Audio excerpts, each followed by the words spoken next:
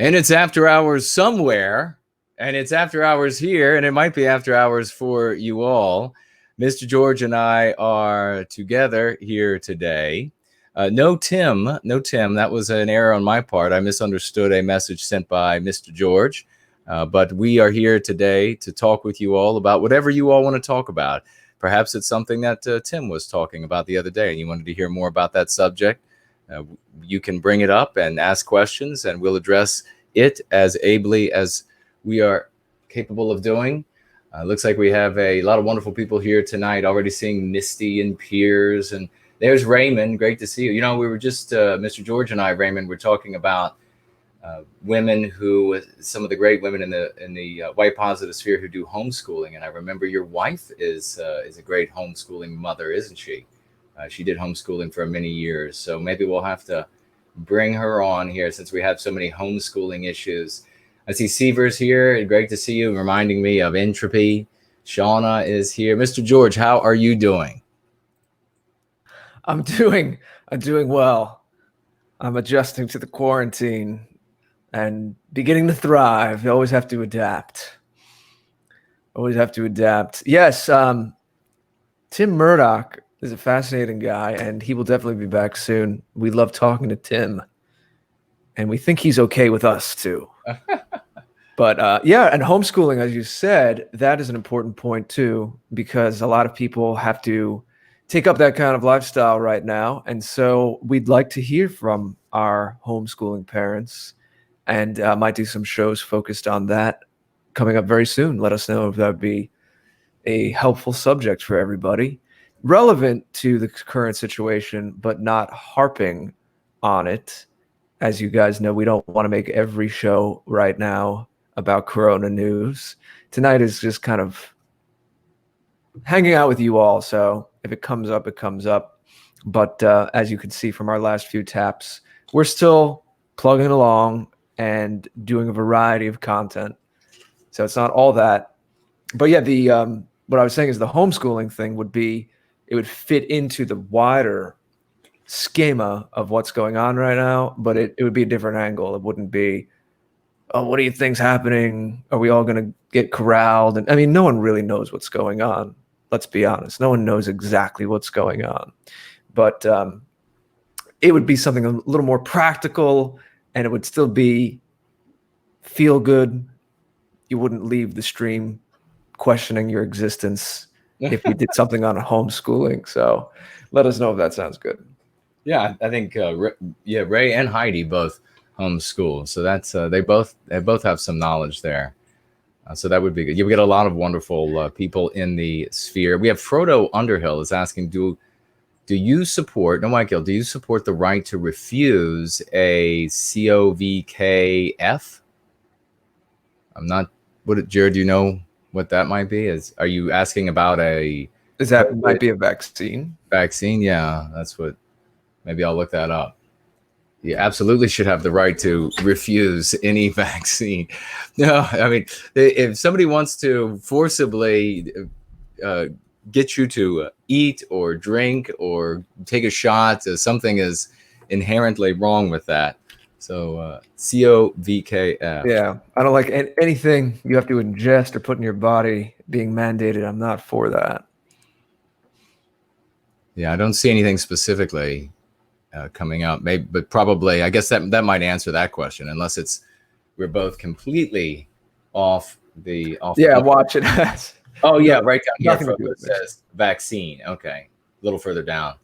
Yeah, a vaccine. Well, they're going to be, from my readings, there are going to be at least 3 different types. One that is a vaccine for it that is completely original and never been, I think, used on the population before. So I certainly wouldn't want to be the first in those trials. That's going to be where they inject the code of SARS-CoV-2 into people. The code will be taken up by the cells. The cells then will produce the protein. And when the body's immune system sees the invader protein that's not actually SARS-CoV-2, but it looks just like it, it will eat it and then come to identify, it. But I definitely have questions about that. not an epidemiologist, but the fact that, I know that cells go through a process of mitosis throughout the totality of your life. And would this code then be perpetuated from cell to cell to cell and continue to produce this protein in the body? And what effects would that have? The dead, probably of the vaccines, maybe I shouldn't say, but there'll be a dead one and there'll be a live one. And then I think even there is something going on right now. And I have to read again before I won't speak on it until I have some knowledge of it, but I won't speak on it until I have more. And that is a completely novel other form of vaccine. Caper Mel is here. Great to see you. What else? I thought I saw somebody else. Well, of course, our official stance is you should do whatever YouTube tells you. Precisely. And the Gates Foundation, they have all of our interests at best heart. Yes. In their best heart of hearts, whatever you want to say. I'm a communicator, ladies and gentlemen. Looks like it's whatever non-alcoholic beverage after hours. We have Shauna. It says, "No, Michael, hello. I got your book. I'm reading through it quickly. It's a very nice read." Well, I'm glad. Thank you so much. If you have any questions or comments or suggestions about it, please let me know. If it's very critical, let me know in private. Eminent Rain, Promethean hails to you. The great musician is here. Jason, inquiring minds want to know how the standalone Prometheus Rising is coming. It's nearly complete. And this will be the first version. And we hope to have a nice little fireside get together for the launch of it, and we'll see what that ends up looking like. Yeah, but we'll have to have a little party. Yes, on the after party. So this will be the standalone, and then at some point in the near future, we'll do the artist edition standalone as well, which will include all of the pieces from everybody that wants to participate with that. So yeah, really excited about that being finished, and hopefully it'll be something that we'll be able to take our minds again off of these. What I anticipate will be these rolling, open the markets a little bit, close the markets a little bit, and so you'll be able to go out, and then you'll be forced to stay home, and we'll be able to get our minds on something that really is, fortunately, I guess, when it comes to fiction.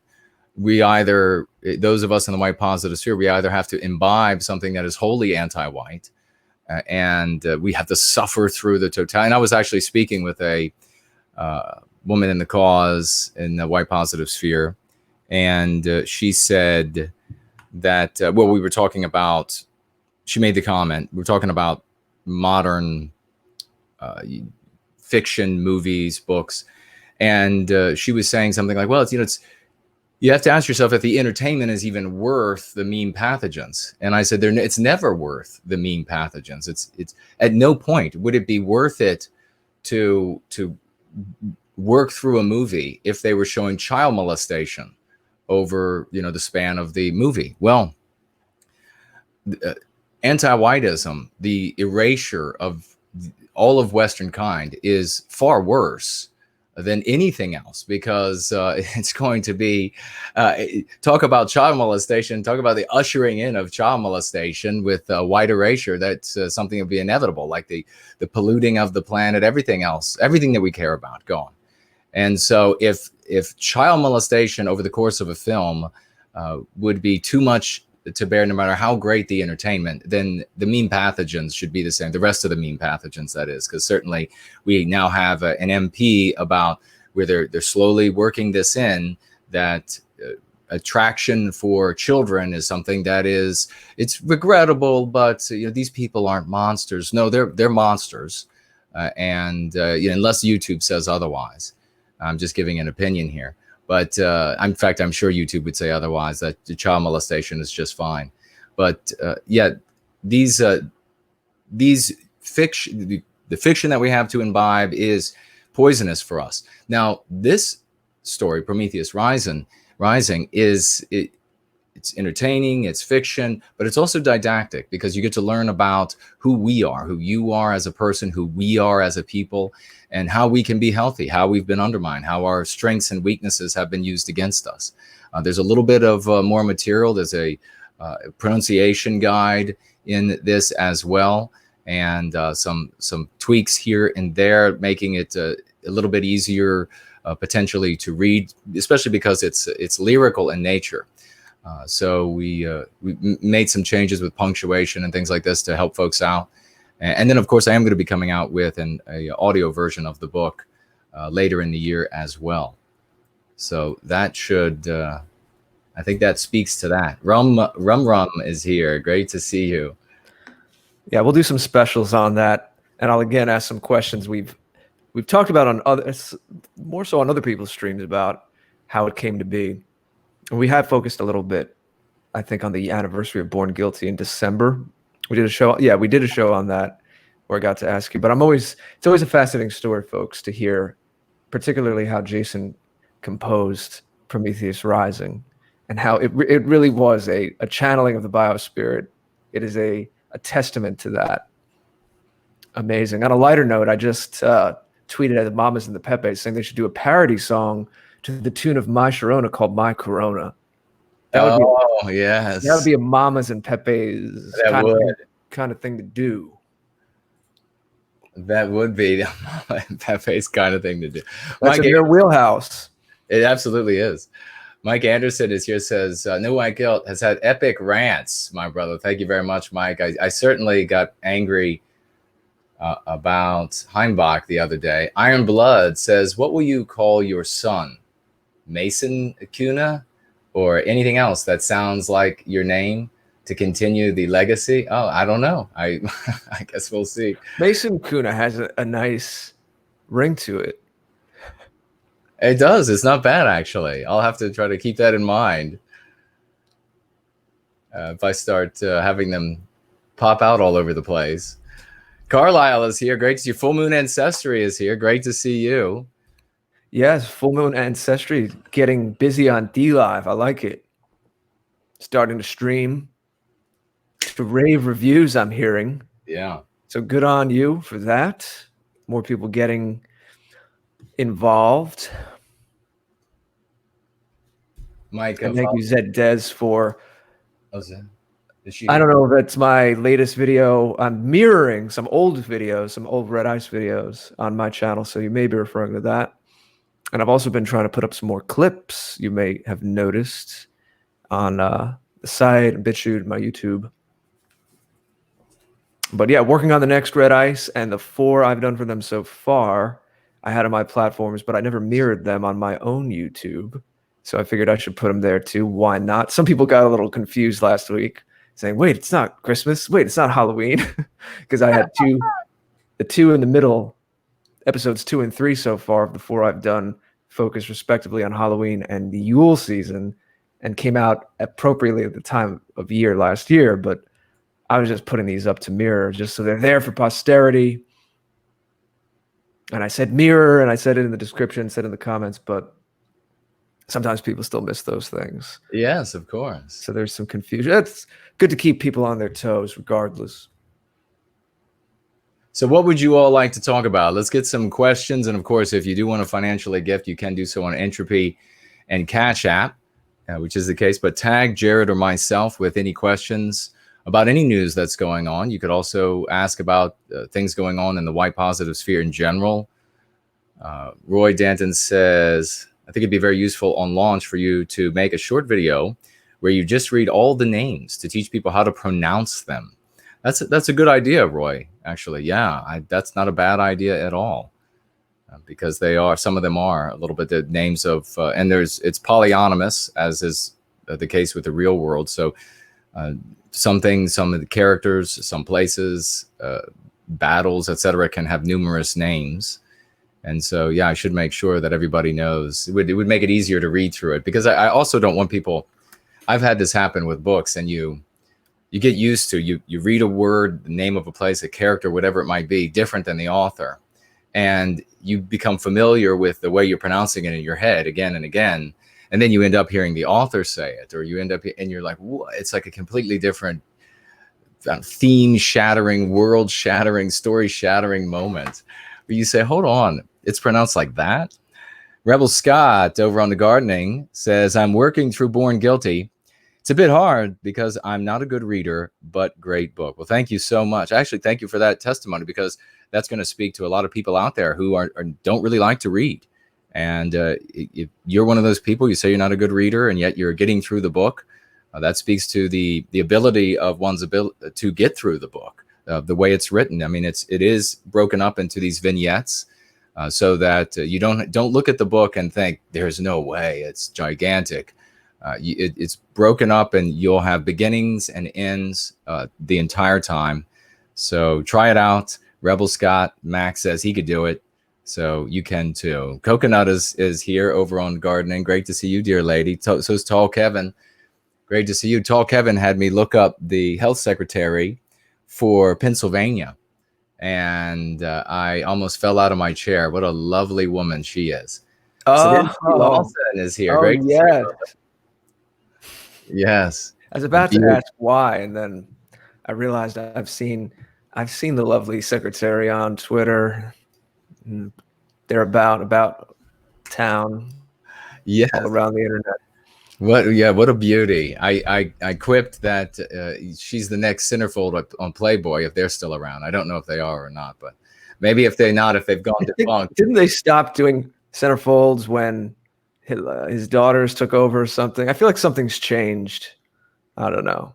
Probably, but I don't know either. So if they need to resurrect the magazine if it's gone, and because they have their new centerfold. Mestizo has a question over here in the question widget, alternatively known as the Tall Kevin widget occasionally. And it says here, hello, Jason and Jared. Last Wednesday was Census Day in the U.S. Your thoughts on the census, Mr. George? Well, they didn't ask me. Were they publishing it, or they were asking people? This is how much I follow the census. I've heard our friends in the UK talk more about their census, because there was some fear that they were going to change some of the ethnic categories there. Their census comes out next year in 2021. I guess it being 2020, maybe the Mestizo is referring to the fact that it was published. Was it published? Do we have new demographic information? That would be something interesting if we could be informed in the chat right now. I think I'm probably just because it was done, it could be done by snail mail and online now. And the thoughts, I guess, on the potential results, the trend. Of course, there's a serious and insidious anti-white trend.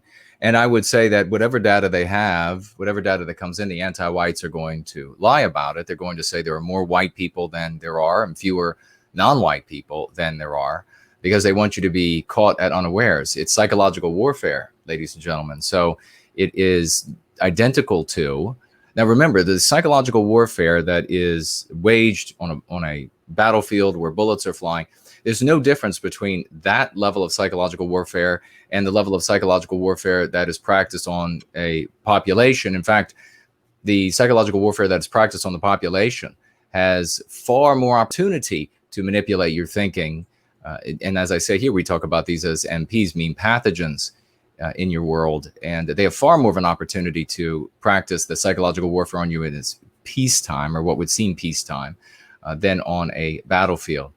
So they absolutely want to catch you at unawares. They'll be saying, rest assured, the Western countries, if the trends continue and there's no change in what we're seeing, no change caused by things like plagues that give us an opportunity, no change in the context caused by us, rest assured that we will be a numerical minority, and the governments will still be saying that we are a majority, maybe for 2 decades after we are a numerical minority. And then all of the people who are resisting this and claiming to resist this, or being on the cutting edge, at that point, they'll be saying, we've actually been a numerical minority for 8 years, for 15 years, and yet the laws are still such. Rest assured, that is what you'll be hearing if we don't go free, if we keep just sitting around talking about these things, or talking about really dumb things like philosophers that are long dead and this is totally useless time, wasted time.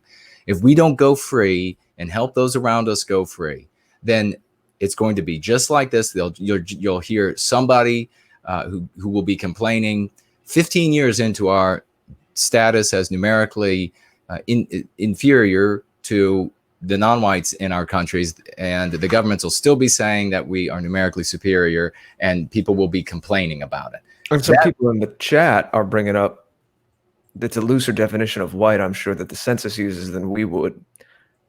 So they're stacking it that way as well. Sure, they can change definitions. We know this about anti-whites. They'll regularly change definitions. They'll invent new categories. They'll take categories out. They'll do whatever they have to do to arrive at their anti-white conclusion. And they'll just bold-faced lie. They'll just absolutely say, well, we came to these numbers. Well, screw it. We're just going to say something completely different. So whatever it takes to get to their anti-white conclusion. And so, ladies and gentlemen, now that we have talked about it, now what you do, here's my recommendation. You don't need to hear there doesn't need to be any more depth on the census, how it is counted, what it means, what's happening. It doesn't need to be any more depth on that. You don't need to waste any more time. If another content producer decides to make a video or they want to do streams about census, you don't need to listen to any of that anymore. That would just be wasted time. Now, you take the information of going free. You now understand this is perfectly logical. It makes perfect sense. And now you get pragmatically working on correcting the problem. You don't need to hear other people talk about it for hours. It doesn't need to be talked about for hours. Now let's just get busy. It's like when it comes to working out, I would show people how to do X, Y, or Z they wanted to when it came to working out, or show people how to do X, Y, or Z when it came to shooting, or show people X, Y, or Z when it came to whatever it might be. And then instead of just getting in and doing whatever it is and becoming better and improving and changing the state of things, they then had to go start subscribing to workout magazines or subscribe and all of this other stuff, because it really is just an excuse to do nothing but sit on your ass. I need to gather more information. No, you don't. It's just an excuse, and it's okay. We're human beings. It's fallible. It's one of the things that we do, is we want to make an excuse to sit idle for as long as we can. But just recognize that in yourself. You don't need to hear somebody go really deep and connect, some philosopher or some Greek mathematician thoughts on the U.S. Census. I mean, come on. Just let's start saving our children. Let's start protecting our most vulnerable members. Let's not waste any more time. These people getting, and I think it's wonderful. I like these people that get, I wish everybody in the white positive sphere, we could tack like 6 zeros on the end of every single one of their videos they make, their vlogs and blogs and publications. And I wish we could tack on 6 zeros to every one of those numbers that come up. But for Christ's sake, when you have people talking about the dumbest things ever, the most useless things ever, rehashing the same things ever, how in God's name are they getting so many folks in the white positive sphere to watch these videos over and over? How many times do you got to talk about? It's like changing brakes on a car. How many times do you just have to watch the same thing over? You're just waiting for somebody to just talk about it so that you can pretend that you're doing something rather than digging in and protecting our most vulnerable members. Mestizo comes back with I've seen ads on Telemundo and Univision about the census. There's a clear agenda this year, especially with the upcoming presidential elections. Well, yeah, they have when it comes to the election, and this is where you get into the weeds with election law, and it goes state by state, and then there's federal level, and the jockeying for districting and redistricting and et cetera between in the United States, the Democratic and Republican. So they want to be able to say there are more people in a specific area than there are, so that there can be a higher count for that when it comes to votes, electoral college votes, et cetera. And so there's always a game afoot. What's important here when it comes to this sort of thing, Mestizo, and thank you for asking, is that both of these parties are anti-white. So it really is irrelevant for us in the white positive sphere whether or not the district whatever is going to be reshaped to favor Democrats, or the Democrats are claiming that districts whatever were reshaped, and now so many non-white people have been disenfranchised, and they might as well be on the moon because their votes have been canceled. Votes are canceled by allowing the borders to be open. So your vote is nullified. You are denied the right to vote effectively by the anti-whites, both Republicans and Democrats, that allow illegal aliens, that allow H-1B visa people to come in who vote as well, and just as easily as those who are coming in illegally vote, and allowing the borders to even legally to continue to be open to these places where they know they're going to vote Democrat in 8 out of 10 cases or whatever it might be. So you are disenfranchised. So what does that mean for us? Well, it means that we talk about that with those around us who are trying to go free. So we get them to reject participation in the system that they can't win. You know, I went on and then I'll pass it over to Mr. George. I'll take a look at the comments.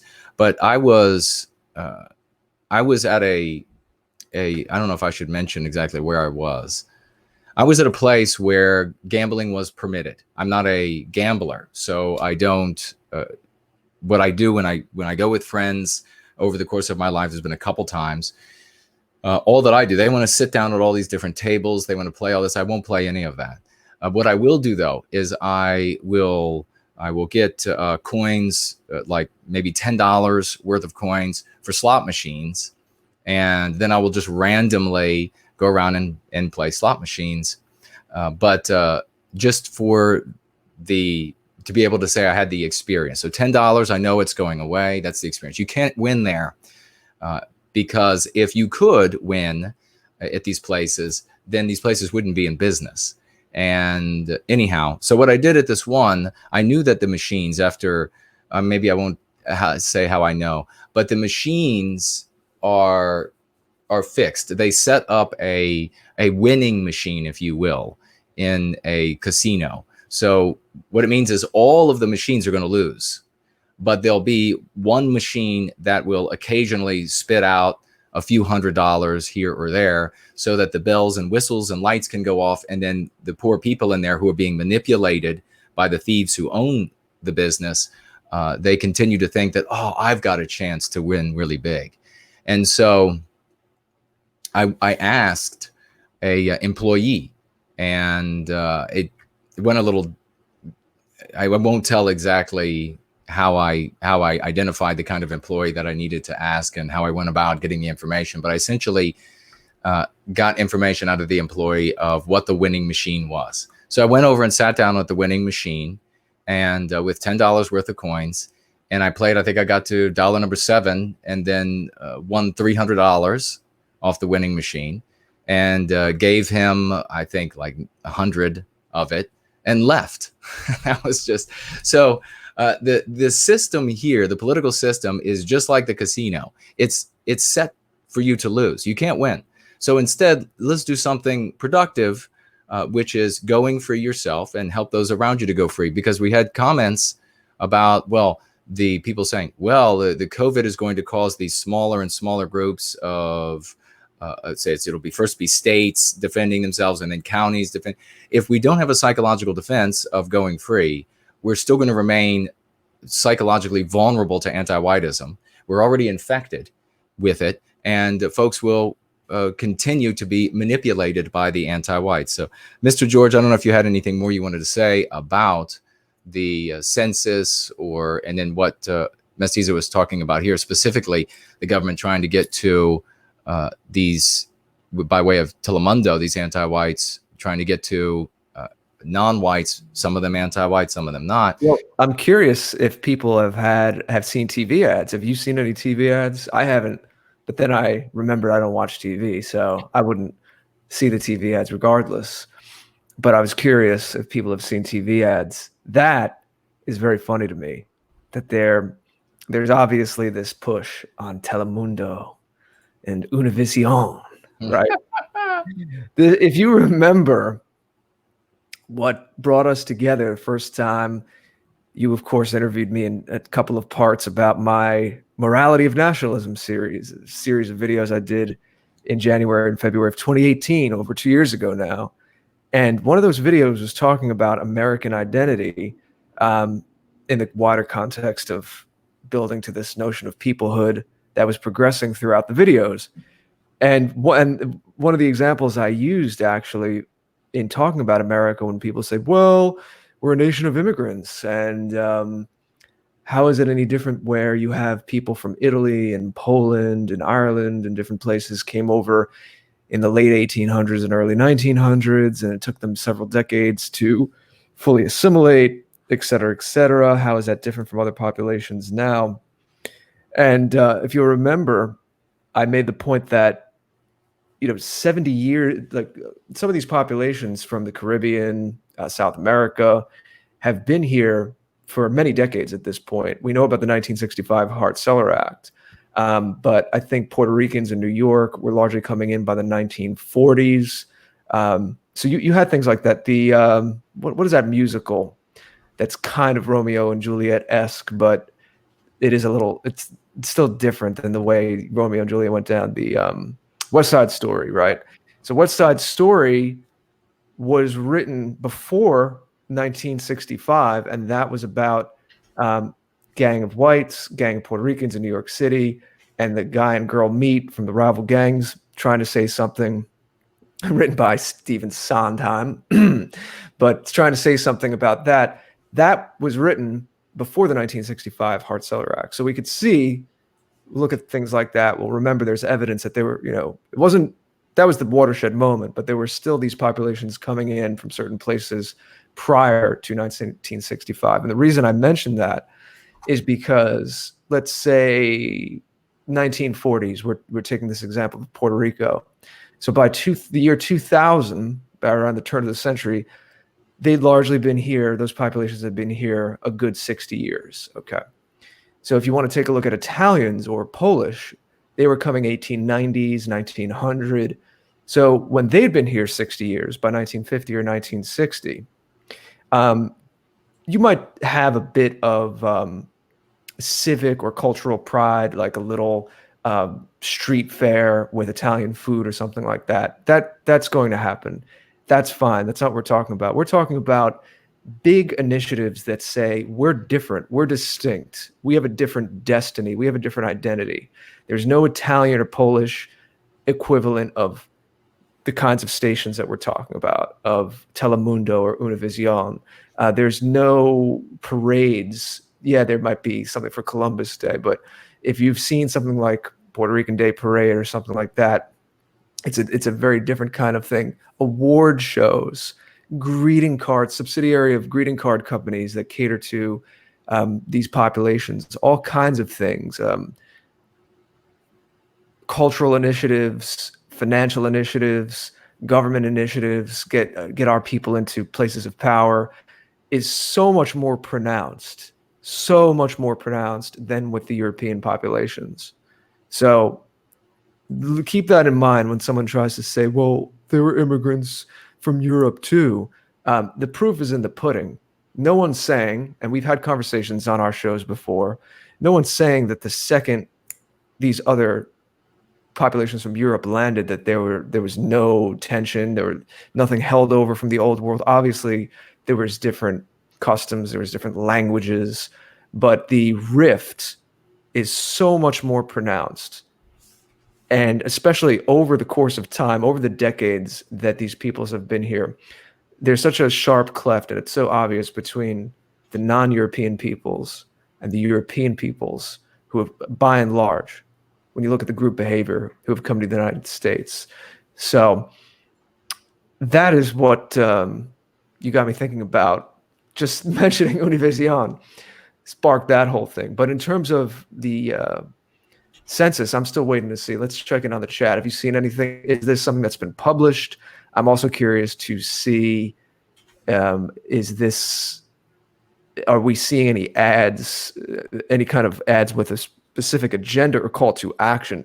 That's the important thing. Are you seeing ads, guys, in the chat? In America, if you're in the States, with a call to action or a political agenda on English-speaking television, and specifically shows that are geared towards white audiences or programs, we know what that would be. We know what that would largely look like. In lieu of that, maybe Jason, if we don't have any information on that, maybe Jason can give us a lesson on how to find the winning machine in each casino. Although, like you, I do not frequent casinos myself.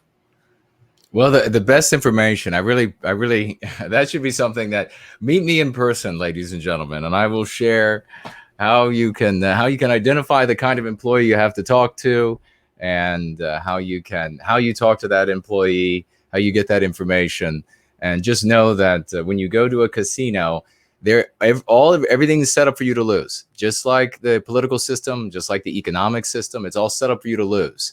So the people who want to talk endlessly about it are just wasting your time. You're wasting your time. You're selling yourself short. Remember that you don't want to sell yourself short. You don't want to be cheating yourself. And that's what you're doing when you waste time on all of those things. What about gaming the system this way? Like if any of us were asked, fill out your ethnicity, if we put a non-white ethnicity, say, hey, they're going to fudge the numbers in that direction, so let's try to make up for a little bit. I'm knocking on my door checking. I mean, I'm told every day that we don't know who's white, so right. Maybe I don't know. Right. Well, crisis going on. All that matters is what you're identifying as. Then there's the trans thing, right? Exactly. Just identify as. I could identify as a lunar satellite tomorrow, so I could easily identify as a non-white human being, right? Let me see some of these. Exactly. Let me see some of these comments. We have Online Complainer says, rant about Heimbach again. I don't think today, maybe some other day. We'll see when he I'm sure we haven't seen the last. Go watch Jason's video. It's all you need right there. By the way, Roy Danton, our very own, is saying, Jason, that the census data really won't be collated and collected until December, until the end of the year, and that's presented to the president. So that's actually after the election. Is that true, Roy? Yeah, I would think so. This is for the upcoming elections, not the. I think that we would not have for some reason, I feel like I read that we won't have the information until next year from this collection. Maybe they don't want it to factor into the election. Well, again, to mention our British brothers and sisters, I don't know I don't remember where I heard this, so take it with a grain of salt. But I feel like I remember them talking about how the numbers that were projected, I think their year is 2066, where they're supposed to become a minority across all age groups, but how when you really look at the data, it's going to be prior to that. I don't know if maybe that even came up when we spoke to Daughter of Albion, because she did that great video on the birth rate deception. But yeah, whatever you're being told, assume it's worse. Not to get black-pilled, but just to get motivated. Right, precisely. I mean, yeah, always going to drive at that kind of conclusion. Iron Blood wrote here that Ramsey Paul made a video of himself drinking Corona beer and eating a taco at a restaurant. I hope one day to be that brave. That's funny. Fifth Wave Rising says, I love how respectable everyone is in the white positive sphere, looks and all. The way this movement has grown out of a fringe into a force for positive change is heartening. Thank you so much for that. And it says a lot about your character, that you appreciate it and identify. JK160 says, when I was in college, I had a professor describe the majority as the group that is in power. Well, isn't that the most fluid description right there? The anti-whites will always say that whites are in power. So therefore, we will always be the majority. That's evidenced by our constant deplatforming. Yeah, precisely. We're obviously in power. We represent the group in power, and just because we're so powerful and we want to make it harder on ourselves because we like a good challenge, we're constantly deplatformed. Every time you guys, it doesn't sound like a sob story, but every time you guys send each other money with your different apps, just remember, just because Jason and I are up here, and I try to do it with family members, and I'm like, no, I can't do it. I can't pay you that way. You want to, help me get groceries during this quarantine, or I'll get you back. No, I can't Venmo you money. I can't send you this money. Why? Because I get up publicly and I speak positively about people of our descent, and they found my account and I'm nixed. Can't be on any of them. Mm-hmm. So yeah, we're in power though. Yeah, it's great. It's great to be in. What isn't that crisp, rarefied air at the top of the mountain, Jason? Breathe it in. That's right. We're at the top. That's right. We're at the top. JT Smith says, hi, Jace. Well, hello back, good brother. Great to see you here. Maiden DE Deutschland says, Are either of you familiar with Ice Age Farmer? Still on YouTube? Maybe he'd make a good guess. Well, we'll look into it. Thank you so much for that recommendation. Nancy Drew says, does it benefit white Americans to hand in the census? It's not going to matter. If you want to hand it in, hand it in. If you don't want to hand it in, I don't know if it's. I think it's a misdemeanor not to, but I don't know. Really, where our thoughts should be is going free and helping those around us to go free. Mrs. Jess Horse here, and she says hello. She's been making some great videos lately. Some videotaped herself making some food for the family that had my mouth watering. Pretty amazing stuff. Iron Blood has mentioned again here a movie that I never saw called Pretty Baby, and apparently 10-year-old Brooke Shields was in the movie. Shields, and she was fully naked, he says. If that is true, that is sickening. And that was back in 1978. Everyone involved with that should have been arrested. And those who observed, who didn't intervene, should also be arrested, is my opinion. Children need to be protected from predators. Elaine Sabatino says, my aunt got addicted to gambling. Yeah, it is a deep addiction. It's very sad, and you can really see it on people. And she nearly lost everything. She attended Trump's 50th birthday party because she was a VIP in Atlantic City, Jason. They gave her free limos, etc. Yeah, that's what they'll do when they know that you are wasting all of your fortune on them, whatever that fortune might be. I guess it's a definition is different for everyone. But they will burn some of the money on you to make you feel special. And remember that what they pay for the limo ride is not what you would pay if you had to buy the limo ride. So to make you feel special, the limo ride might be $20 for the casino owners. So how special do you feel now that if essentially you got a ride in a cab? It's just a trick. It's just to manipulate you to get you to waste the rest of your money on the casinos. We have some more here. We have a financial gift by Conrad. Thank you so much, dear friend, over here on Entropy. And I'll be checking Cash App in just a moment, ladies and gentlemen. $5. Do either of you feel social distancing is also a potential tool to sow distrust and further break apart the solidarity is left, I guess the solidarity that is left in white communities? Thank you both for your work. Mr. George, your thoughts on that? I think it's too early to tell. It's only been a few weeks that this has really gone into effect. I don't know if this is something that is really going to be sustainable for months and months and months. If it had somehow been enforced explicitly and implicitly that long, then I'd be a little more worried about it. I do understand the spirit of your question, though, and I think we can't jump to conclusions, but we also, I don't think anyone who comes to the kind of thing that we're doing is someone who seeks the truth, thinks outside the box, doesn't quite trust the mainstream narrative.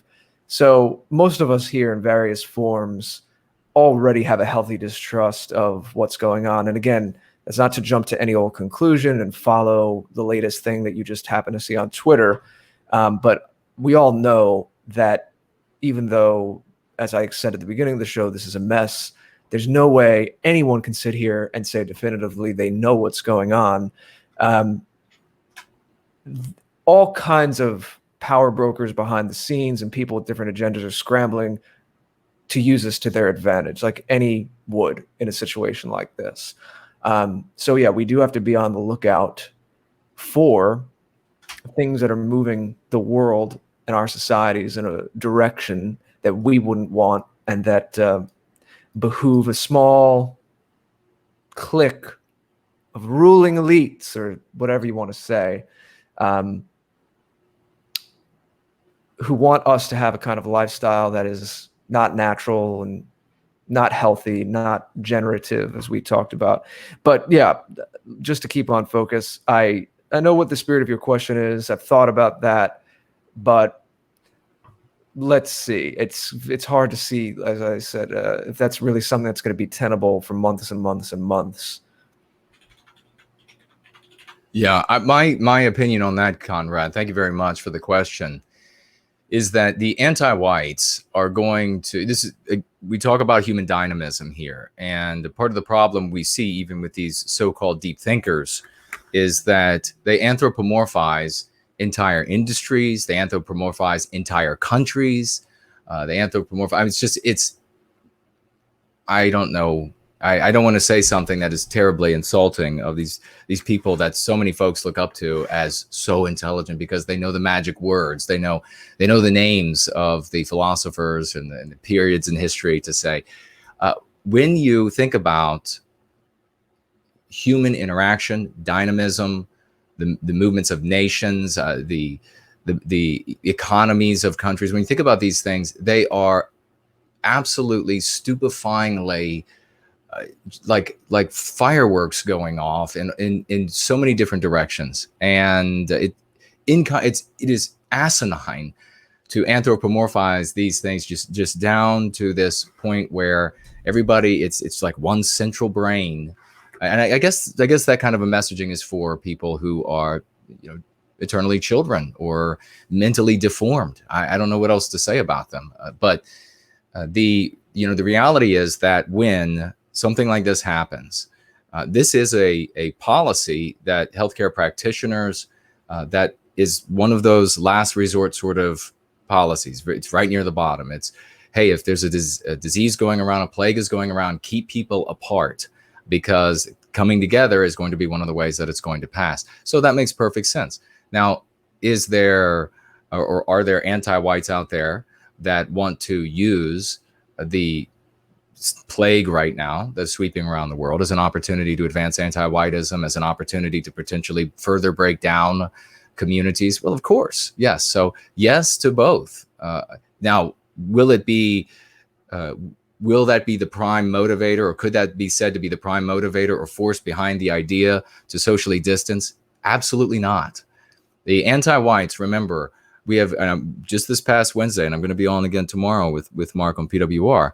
I told everybody, I said, look, there's a way to look at everything that was said by the regime that makes perfect sense. People were saying in the chat, people were saying before the show, oh, this is so, there's got to be some sort of hive brain above it all. And it's meant to get you to go this way, and then to gaslight you that way, and all of this kind of absolutely infantile, just neotness nonsense. There's one way of looking at this that makes all of it makes perfect sense. And that is that in the very beginning, the regime said nothing to worry about when it came to this disease. And the reason why is because the regime, the anti-white elites, they're anti-white. The people in the media, they're anti-white. This is coming from a non-white country. And so according to the anti-white narrative, everything that is non-white is moral and superior to everything that is white. If this had started in a white country, rest assured, the regime, everybody would have been saying from the start, this is the end of the world, thanks to Switzerland or wherever it had popped up. Then, of course, when there was no stopping it, it was cruising around the world. Then anti-whites moved and said, hey, let's try to move all of this legislation that we have. Let's try to get all of this anti-white things that we have prepped ahead of time for any event, any crisis. Let's try to get all this passed now. So let's say things are worse than they even are to get those things passed. So yes, that is, if you look at the world like that, it will all make perfect sense. And like me, you could have predicted it before it happened. And then what would have happened with those people around you, friends and family, after you had predicted this and then it came true? They would have looked at you and said, wow, I think I should listen a little bit more. Tell me more about going free. Thank you very much to Conrad. The great JC Stalling is here, Mr. George, and has financially contributed $3. Thank you, dear friend. And writing, hail, White brothers, Jason and Jared. Hope you guys and everyone in the chat is well and healthy. You all sound so. Thank you for all that you do. Your streams have always picked up my spirits even more now. That's very kind of you to say. And Mr. George, would you like to say anything to JC before we move on? Just thank you. And it's heartening to hear that. Yeah. We appreciate your support. It flows both ways. Yeah, well said. It absolutely does. And still trying to get the Cash App has briefly locked me out. So we'll get over there in a minute. Normally we give priority to those who gift financially. And we will get over to that is ASAP. We have a question in the question widget from Caper Mel. and writing here, off topic, but what do you think? You can't be off topic on After Hours. We can be all over the place. But what do you think of white women who use sperm banks to have babies? Obviously not ideal, but what are your thoughts? Do you have any? Mr. George, do you have any thoughts on that? Who asked that? This is Caper Mel. Oh, well, I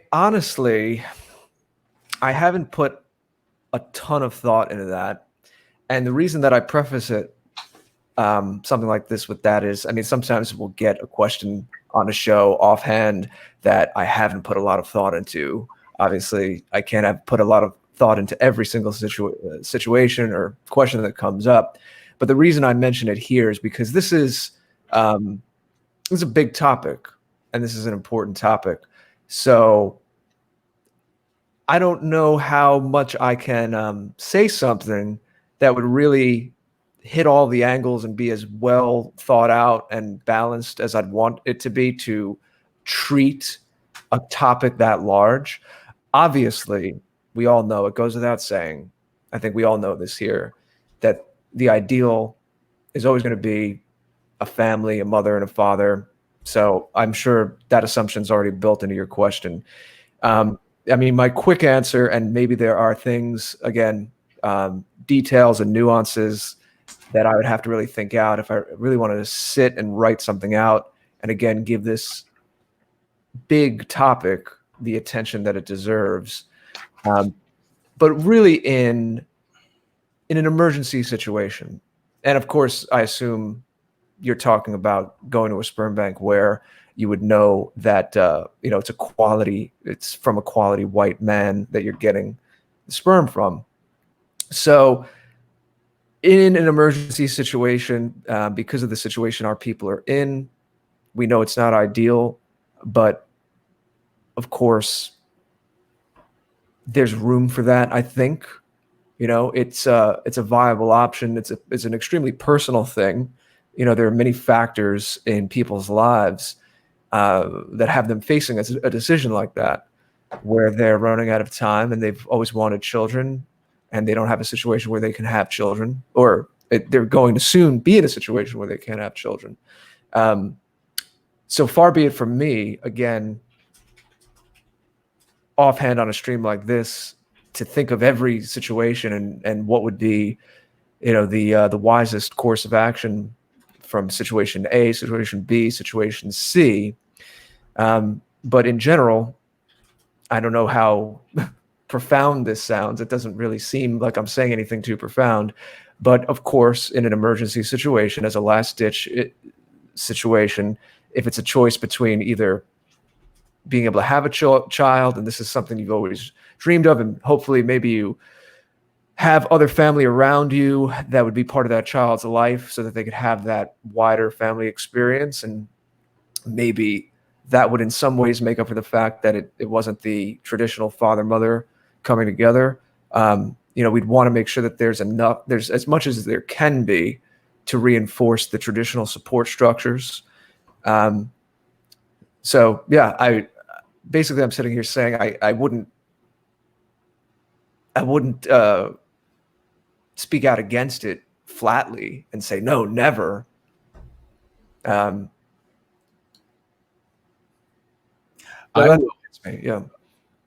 will add just to that, unless you have something else you wanted to tack on, Jared, at the end there. It sounded like you were wrapping up. Go ahead. Okay. I'll just say that we have, as is the case with all things in service to white well-being, we have what we would consider, the optimal scenario, and then we allow for people to fall short of that. And so the optimal scenario, the most desirable scenario, is loving father, loving mother, teaching the children love for our people, inoculating them with Go Free against anti-whiteism, the psychological tools being used against them. That is the optimal scenario. Now, if we can't get to the optimal scenario, a woman out there can't get to the optimal scenario, and she wants to have children, and she is going to serve as best she can to teach those children how to go free. So in other words, we don't have a single mother scenario. This is what we definitely don't want. Whereas mom, lady decides, well, we know a lot of women out there have made themselves so undesirable to men, and that it's just, and there are ladies out there who are quality and can't find a good guy as well. But there are many reasons, but we don't want to have a scenario where one of these women, for whatever reason that she may be in this place, ends up saying, well, I'm going to have a child anyhow, and I'll produce this child, and then that child's just going to go sit in daycare all day long while I work half of every day at work to pay for that child to be in daycare all day long.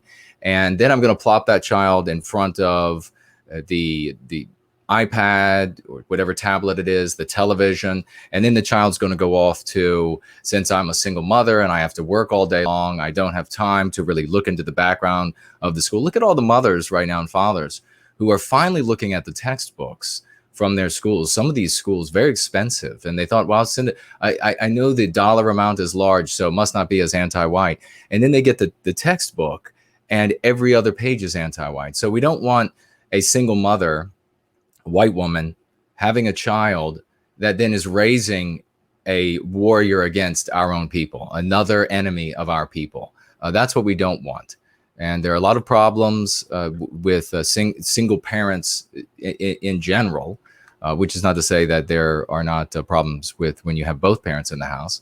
But it is to say that this is a state that falls short of optimal. And yet, I believe for those who can serve the role of inoculating the children, keeping them away from anti-white infection, ensuring that they become a proud, productive, loving member in service to the well-being of our community, and therefore in service to him or herself.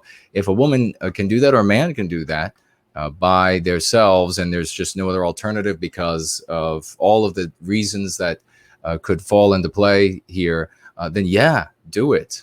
We want more white lives. I mean, who knows? Maybe the next white woman who decides to have a child from a sperm bank, or the father, white father out there, or guy who wants to be a father and he adopts a white child. Maybe these children end up getting, reared to be the next Shakespeare, whatever it might be, and inspiring our people. But as I say, you really got to be on guard for this inevitability for so many, which is the lack of time to be able to really secure and protect the child from the influences of the anti-whites in the culture. Yeah, it sounds like we had the same perspective, Jason. What you were getting at with the daycare and the school, that's why I was mentioning the larger family around. Ideally, you'd want to be making a decision like this where there's aunts, uncles, cousins, your parents, the grandparents,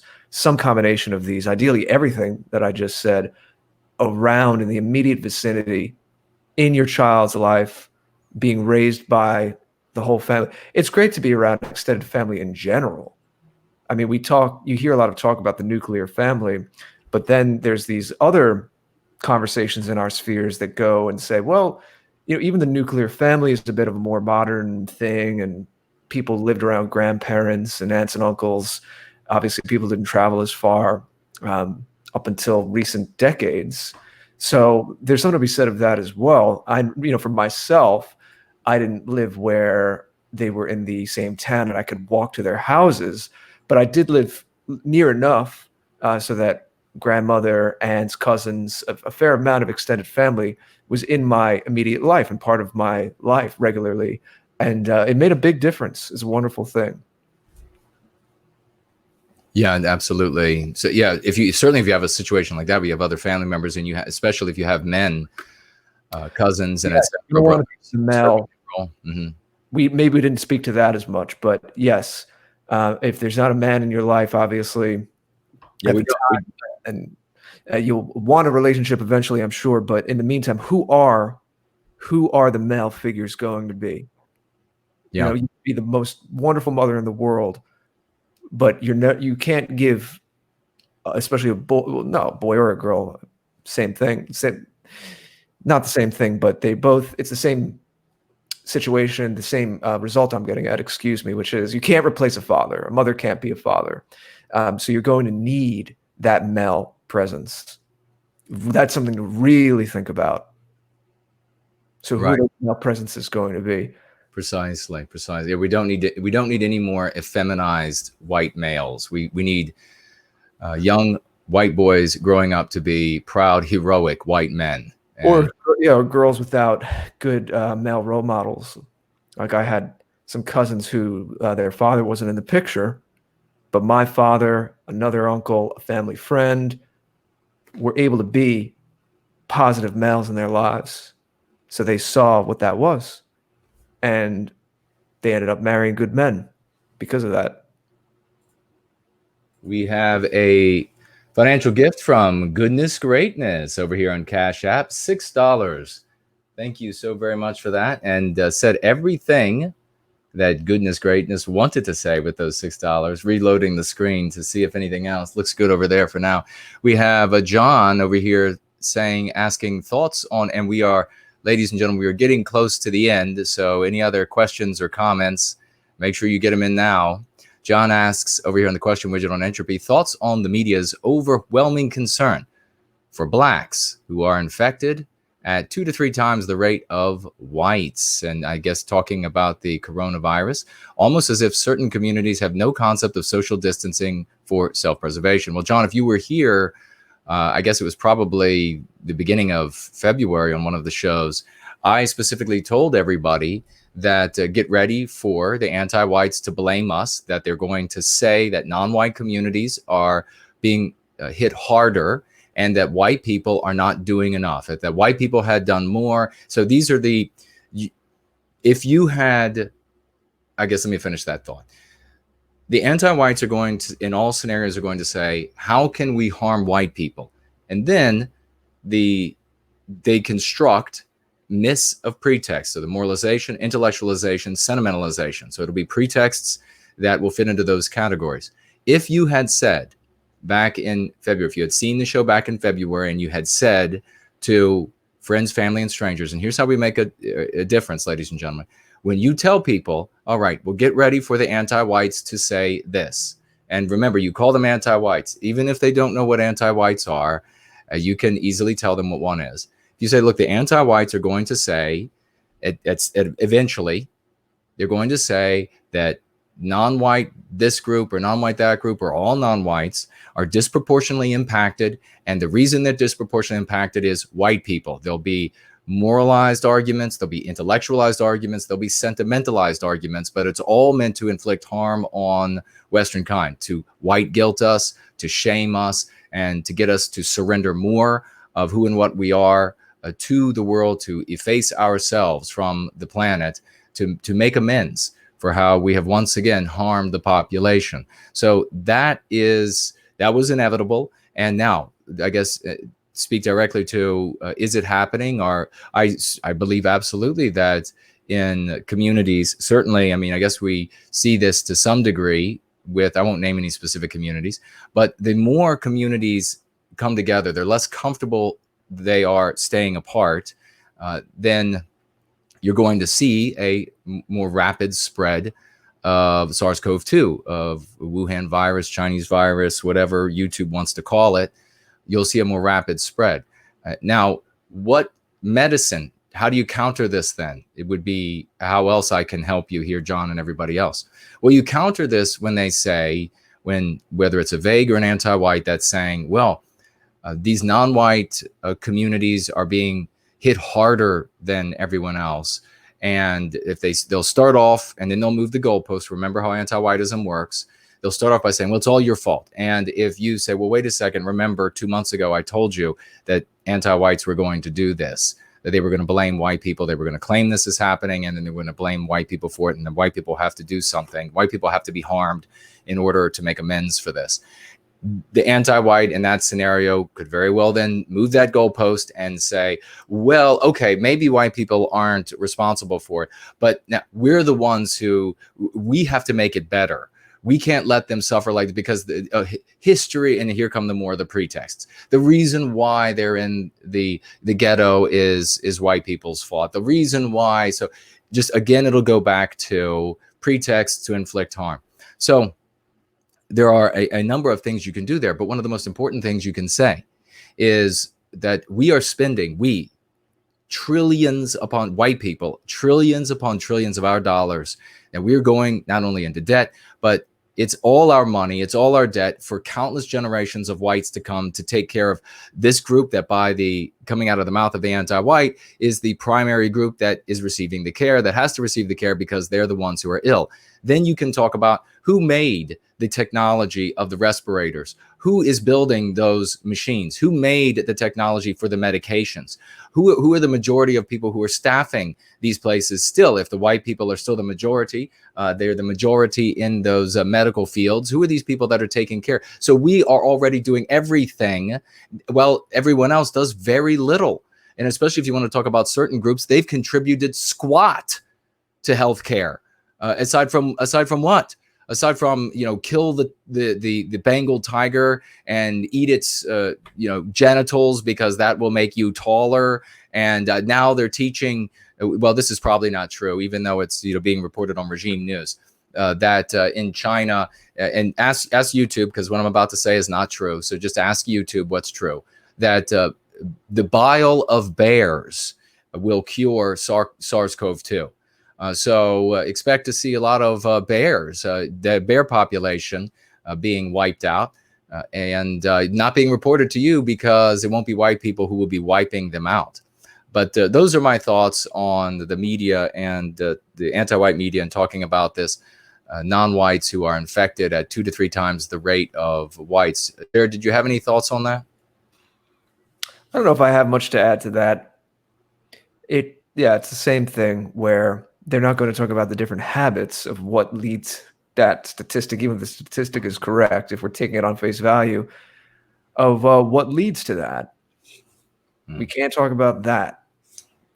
So there's no open and honest pursuit of truth. Journalism's supposed to be. But yeah, I think you covered it very well. So I want to just end up repeating you. Reptile says, "Hail, there was once a T-shirt that read, quote, ever been a victim of a crime? Thank a single mother. Close quote. Our children deserve 2 parents." Well, there are studies that do show, irrespective of race, single motherhood does increase a lot of bad behaviors in the youth, and not a surprise, because we see this also in the rest of the animal kingdom. When the males weren't present with the African elephants, the juvenile males who grew up without males present, they went on rampages and of course this is probably false, just ask YouTube. And they went on rampages attacking rhinos and destroying things for no reason. And then the way that they altered the situation, they corrected it, was they brought in some colossal males from distant lands. And there were a few fights with the younger males, and then the younger males fell into proper behavior and started following. You saw this, Jared? No, you've talked about it before. Oh, okay. So you introduced me to this. We talked about it before many months ago. But yeah, they didn't have that sense of boundary. Right. Reptile, obviously, we said before that the answer to the question was a last resort. And I also don't want people to misunderstand and think we know. I mean, I'll speak for myself, Jason, I think you agree. The point is not to get into a breeding war. We're not here. I don't think we've ever pushed forth that angle that we need to be just having this breeding population. We shouldn't be in this position to begin with. So it's not just from that, but the assumption is that it's a last resort, and that this is still a woman from our circles and has a traditional mindset and is around other family members that could provide support. It's a little different than the picture of the single mother who just drops her kid off at daycare and has to work and all that. Right. It doesn't have positive male influences, and is a kind of thing that leads to the increased criminality that you were speaking to. So it's a delicate subject. It's, as I said in the preface to my answer, I haven't sat and thought about the whole thing. It's a big topic. It's not something that's been relevant in my life, so I haven't sat and thought about it. You haven't thought about going to a sperm bank? I haven't thought about going to a sperm bank, and I haven't thought about donating sperm either. That would be the more relevant angle for me. That would be if any way that I could contributor to be that way. But no, I haven't really given that much thought. And I don't think I would do that for anyone who's interested. But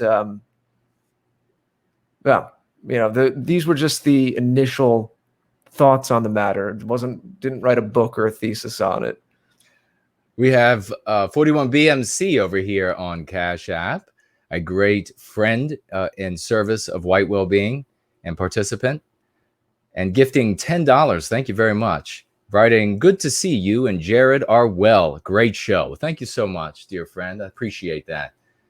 And we also have the great Zero Talent, gifting $5. Thank you so much, dear friend. Another great participant, always here. The people want Clarion back. I love that woman. I love that woman too. We will have Clarion back. Absolutely. Yes. We'll do it.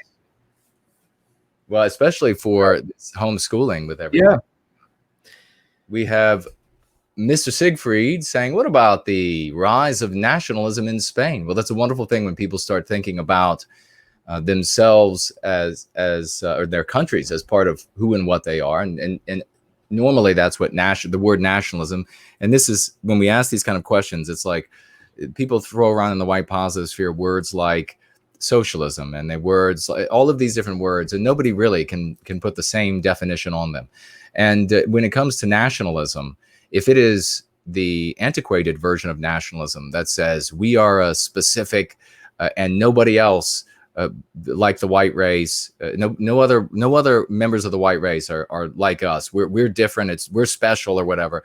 That is a nationalism that is poisonous and will lead to the death of Spain for certain. We need this new global nationalism for Western kind, where we recognize that we are a single people with many countries.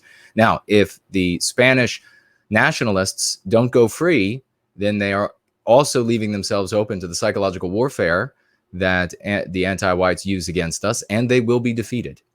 That's pure and simple. So they need to go free, or they will be defeated. And if you're interested in Spain and goings on in Spain, we just had Simon Harris on the last tap on Saturday. So he is a guy to check out if you want some information on Spain. Yeah, precisely. Lil Frigg says, "No, White Guild, that video I sent you earlier is a wonderful example of a glorious new trend of young people starting their own rural communities." That's fantastic. But remember, we don't want folks, I didn't see the video just yet, Lil Frigg, so I'm excited to see it, though. I saw it there waiting for me, and first chance I get, I'm going to watch it. But we don't want to become Luddites. We don't want to cut ourselves off from the world. Nothing good will come of that. You could start a little Shangri-La somewhere, and then remember the flood waters, the mud waters will sweep up around you if we don't recapture our destiny. And if not you personally, I know that you're the kind of person that has the integrity and the character that you would not want your children or grandchildren to suffer that sort of hellish outcome for their lives. So yeah, we need to stay connected, and we need to spread going free to the world, brothers and sisters, as rapidly as we can. Mandy is here. She says hello to both of us, Jared. Wonderful lady. And oh, Conservative Texas chick is here as well. Olivia Key is here as well. Haven't seen Olivia for a while. Wonderful to see you, dear lady. Yeah, I was saying hello to her in the chat earlier. All right. Let's, I think we have a couple more gifts over on Entropy that I will get to. Syntheside is here, and Denekis is here. Wow, what a great crew that we have.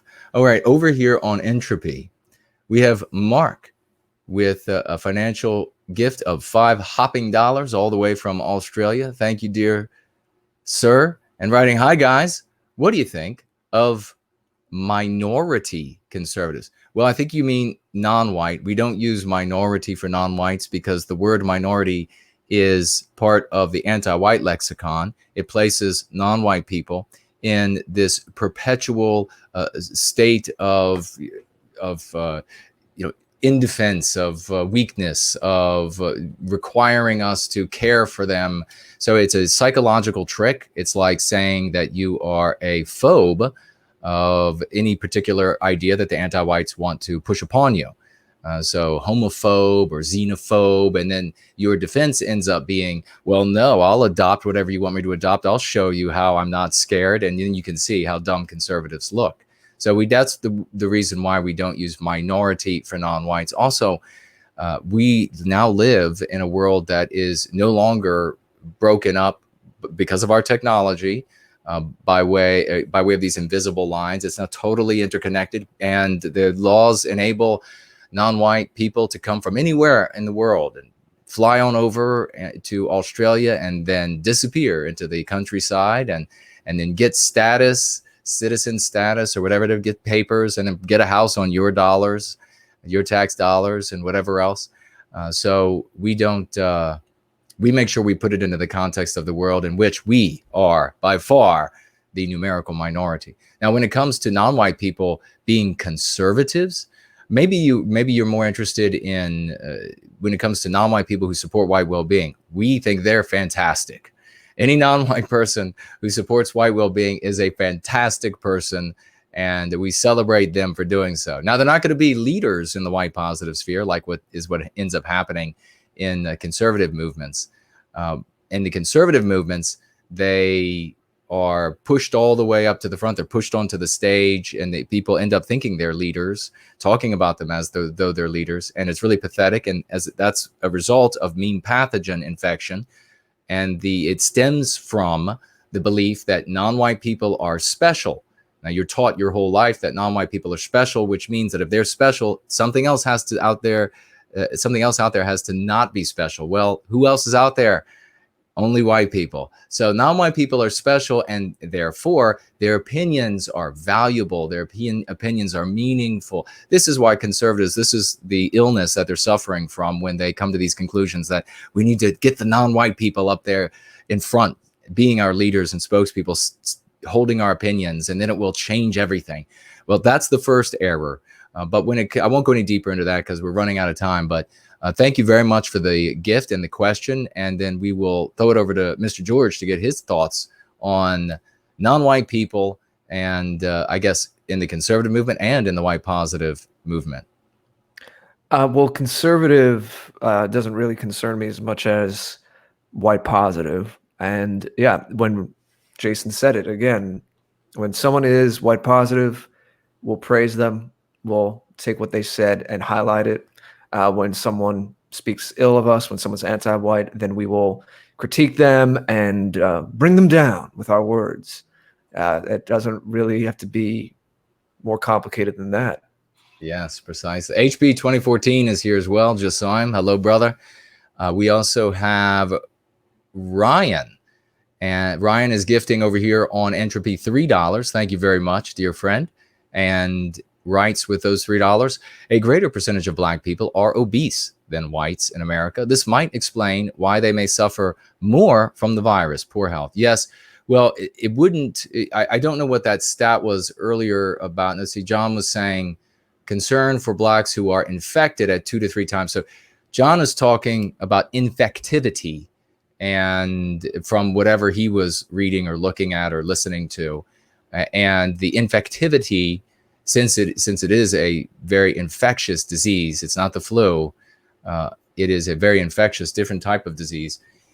It would infect people who stay in close quarters, and maybe they are not as focused, or let's just say they're better than us, as you know. YouTube would tell you that they're better than us, so they know that even when there's a disease going around that's hyper infectious, that it's okay to go hang out with your friends over here and your friends over there and your friends over there, and then go visit the grandparents. So that would speak to that. And then Ryan, your question here about the poor health, once they are infected, everyone who is in poor health, whether non-white people are more obese on average, or there are more non-white people who are obese than whites, or whatever it might be, anybody who has poor health is suffering more so from this ailment than those who go in healthy. But I will explain, or I will add, before passing it over to Jared and getting ready to wrap this up with a couple more. I think we might have another gift and then a couple more questions. That even the very healthy people in their 30s, people in their 20s are being bedridden with this, nearly month-long, 101 to 104 temperature, having heart damage. So this is legitimate. It's definitely real. You don't have to have a illness ahead of time to actually suffer from this. It's not going to necessarily be the cold for you because you're young and healthy. Mr. George, any thoughts on that? Man, I'm just the sidekick tonight. There's really nothing to add. I don't want to. We have some more gifts to get to, so I'd rather just roll on to those gifts. Right. Okay. Zero Talent. Back again. Thank you, dear friend. $5 this time with his financial gift. And it says here, the people, oh no, it's the same. I'm sorry. It's showing me as the repeat. It's the people want Clarion back, one that it showed it again for me as though it were a brand new gift. That's curious. I wonder why. Little glitch there. We've been having some glitches, and thank you to everyone who has shared their glitches with me. It's been outrageous. Some of them where they've been watching the stream and then it's glitched over to, or one of the videos, and then it glitches over to an anti-white video that has nothing to do with what we're talking about here tonight or any night. So if that happens, then please, continue to share that information with us because it is valuable to us and our approach and strategy for how we continue to try to spread this message. Iron Blood over here says, I agree with you that intellectualism has gone too far. Right now, Keith Woods and E. Michael Jones are doing a stream discussing Hegel. Oh, how sweet. As if that could help our people. We need men of action. Well, Iron Blood, I couldn't agree more. Mr. George, I'll throw it to you. I want to pull that up just out of curiosity to see what's happening over there and how many folks. Hold their horses. Hold their horses. So I want to issue a word of caution here. There's nothing necessarily wrong with discussing philosophy. I haven't watched much of Keith Woods, so I don't want to be positioned in something where it looks like I'm criticizing Keith Woods, not because I'm afraid to ever criticize anyone, but if I'm going to criticize anyone, I feel like I need to know what the hell I'm talking about. There's a lot, anyone that knows me or maybe follows me on Twitter, you might realize there's a lot I don't comment on. There's a lot I don't say. And that's because I try to set a pretty high bar of being informed about something or having looked at a few different angles on something before I say something about it. Just because I'm up here in public, I don't feel like and anyone really, none of you should feel this way. Social media exaggerates this, and it's not a good thing, that you have to have an opinion on everything. So I agree that we need to be looking first and foremost to people who offer solutions and actionable items and ways forward, right?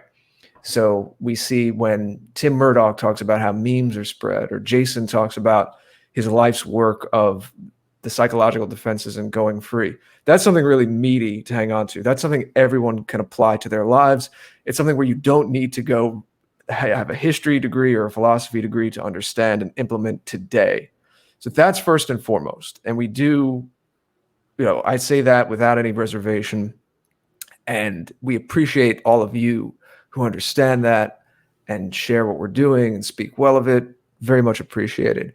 But there are all different personality types who are exploring. We woke up in this trauma. You came of age, and all of a sudden you realized, we're living in this bottleneck of the West. That we will get through, but this is a crisis moment, and a lot of people are trying to figure out how we got this way, what happened, and some people are going to be more inclined to do a deep dive back into history and philosophy and try to kind of do the autopsy, and maybe that's not the best word because we're not dead. But the reverse engineers may be a better term to see how we got here. So I'm kind of in the middle. You guys probably know, if you know me, I definitely like to do some deep dives, and I have a more metaphysical side. I'm creative mind, so that kind of, there's a certain temperament that goes with that. But I'm not that I don't think I have the capacity, but there just wasn't an interest as much as some of these people out there who read deeply the philosophy and know these things, know the geopolitics. Even Morgoth, he's an interesting character because he has that kind of earthiness, that, that working class earthiness.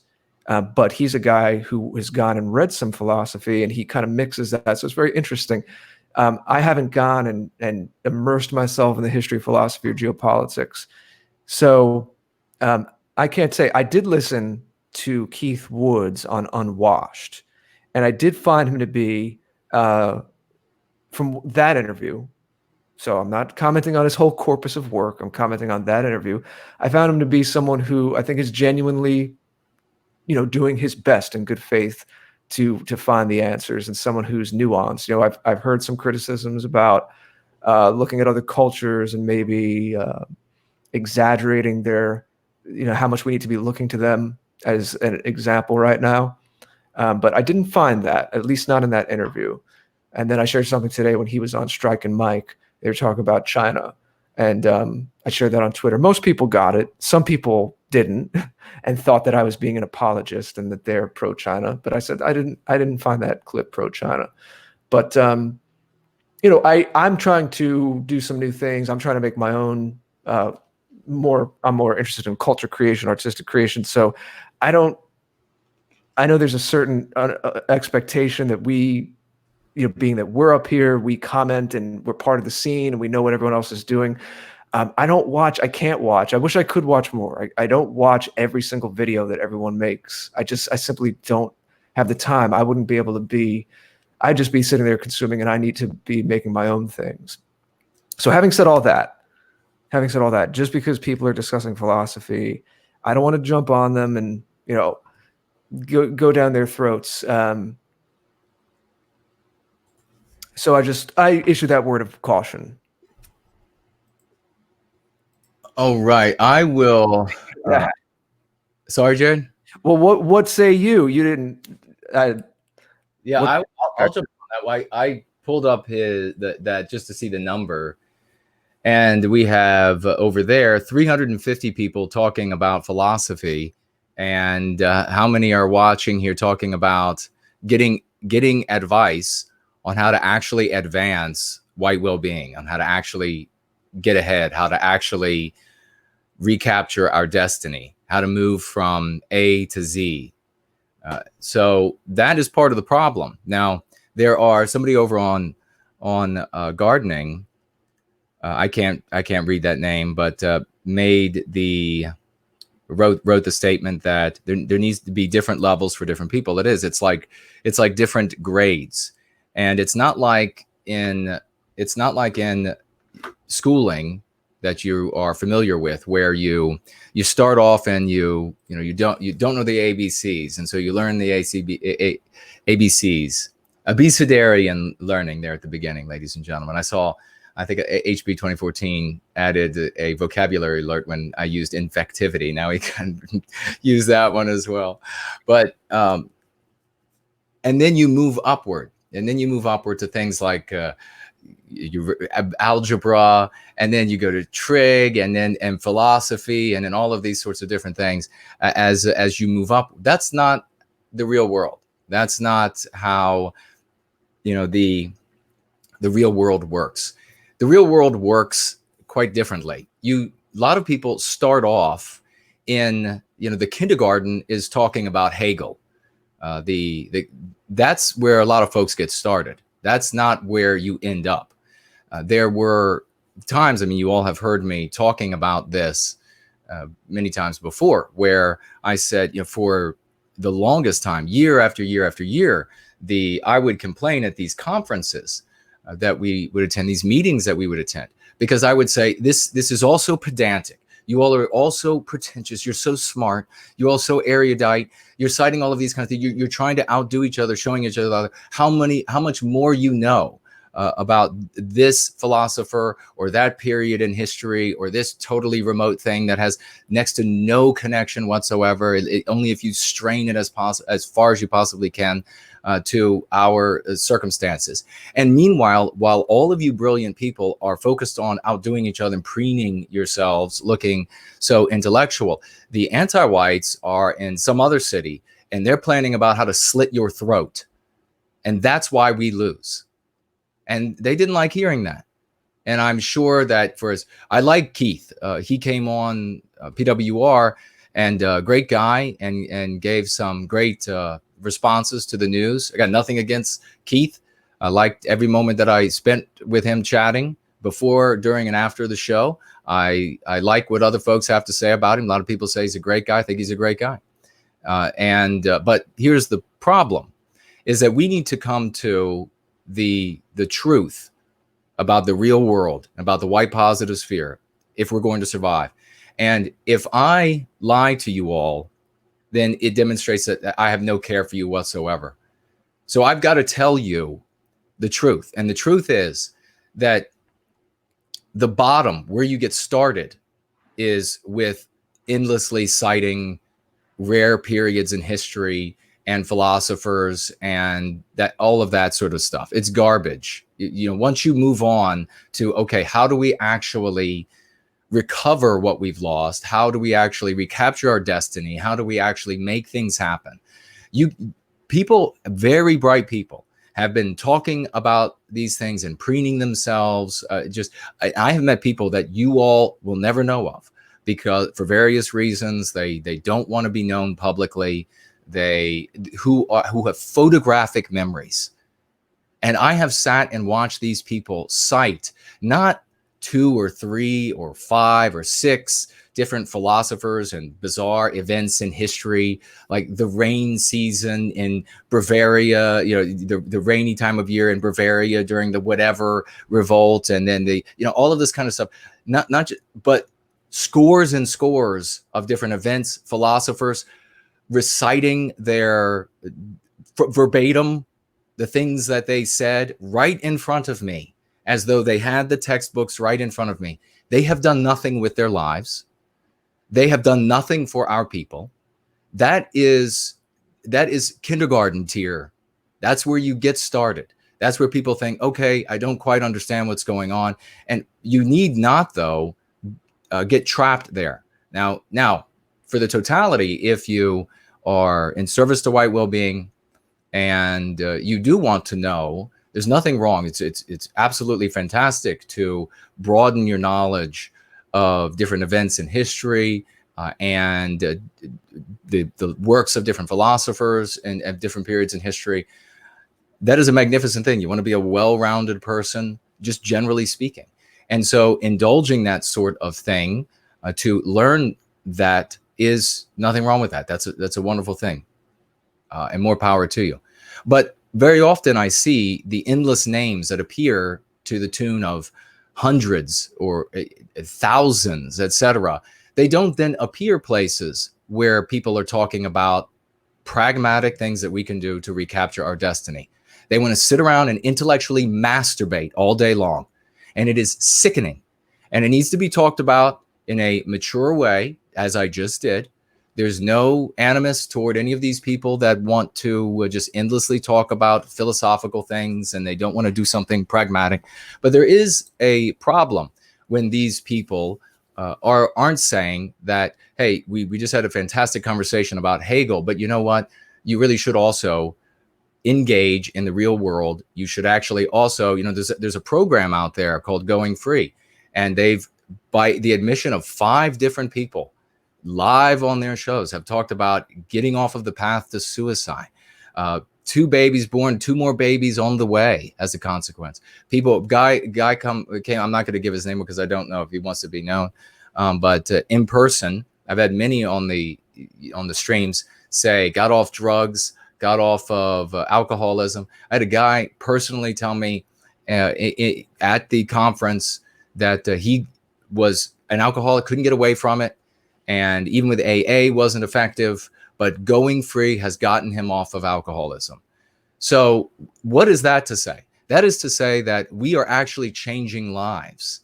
So while you have these wonderful things that we have because of the white man's technology, because of white men better than ourselves, we now have spare time to be able, instead of just having to grow crops all day long, every single one of us, treat all of our illnesses, take care of animals all day long, all of the farm animals all day long, we can now, because of the white man's technology, sit around and indulge in things like, what did Hegel say about, about whatever it was that they were talking about. I assume if it was Jones, it had to have something to do with logos, because that just can't get talked about enough. So it's fine if you want to indulge that and build out who you are as a person, build out your knowledge. But if that's where you end up, if that's where you stay, then you've done nothing. And it's got to be said. And if it hurts people's feelings who talk about that kind of stuff all day long, then too bad. They need to be an adult. They need to be a grown woman. They need to be a grown man. We don't have time to worry about the feelings of this person or that person because this is really their thing.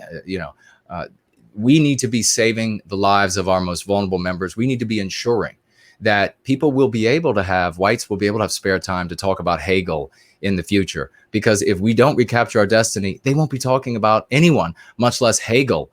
They'll be just ignoring everything from our history. So it is the place where you start. To summarize, it is the place where a lot of people get started. And we need to make sure that they know that you don't want to get stuck. You don't want to stay there because there are no answers there. You're not going to find the salvation of Western kind in these philosophies. You're not going to find better people than you have looked, smarter people than you have looked. People, it's a total waste of time. And some of those people who are still some of those people are known entities in the white positive sphere. And they've done this for decades now, and they still have nothing. They still have nothing. How many have they saved a single life? No. What have they done? So it is the place where you start. And if you put it in that kind of context and you can appreciate it there as rounding you out as a human being, then that is the proper and healthy way to see it. And then you can get on to actual work to change things. I'm sure none of us here want the lives of our children and the children to come to be as miserable as ours were, to be as self-hating as ours were, to watch their entire, for God's sakes, how much more do we have to see? Every single one of you out there have watched your community go down the toilet. Every single one of you. This is the first time that's happened, aside from when we have been in these major wars with each other. It is the only time that this has happened. Our people have been on this trajectory to the stars. And aside from when we went at each other, aside from that, when we went at each other, it's this anti-whiteism, it's this otherwise decadence that is, I'm sure we could put the same anti-white moniker on the same degeneracy, rather, in these civilizations, that they fell. We are having to witness something that is very rare. And that is the cancer consuming the body of our people. This is just, none of us should have to live with this. And so I get I get animated. It's like I said, I like these people, but they need to, that indulge these kinds of things routinely, but they need to be pointing folks in the direction of making a change, making a difference. And it's not in Kant, it's not in Nietzsche, it's not in a rereading of 10,000. And listen, you're looking at a guy that has had to suffer it literally hundreds of times. I've gone to hundreds of meetings and conferences where I have heard many more times than that of people speaking on all of these, very bright people speaking on these things. Nothing changed because of it. We never got any better. We never got any stronger. We never grew as a consequence. So you're seeing somebody that had it up to here with it.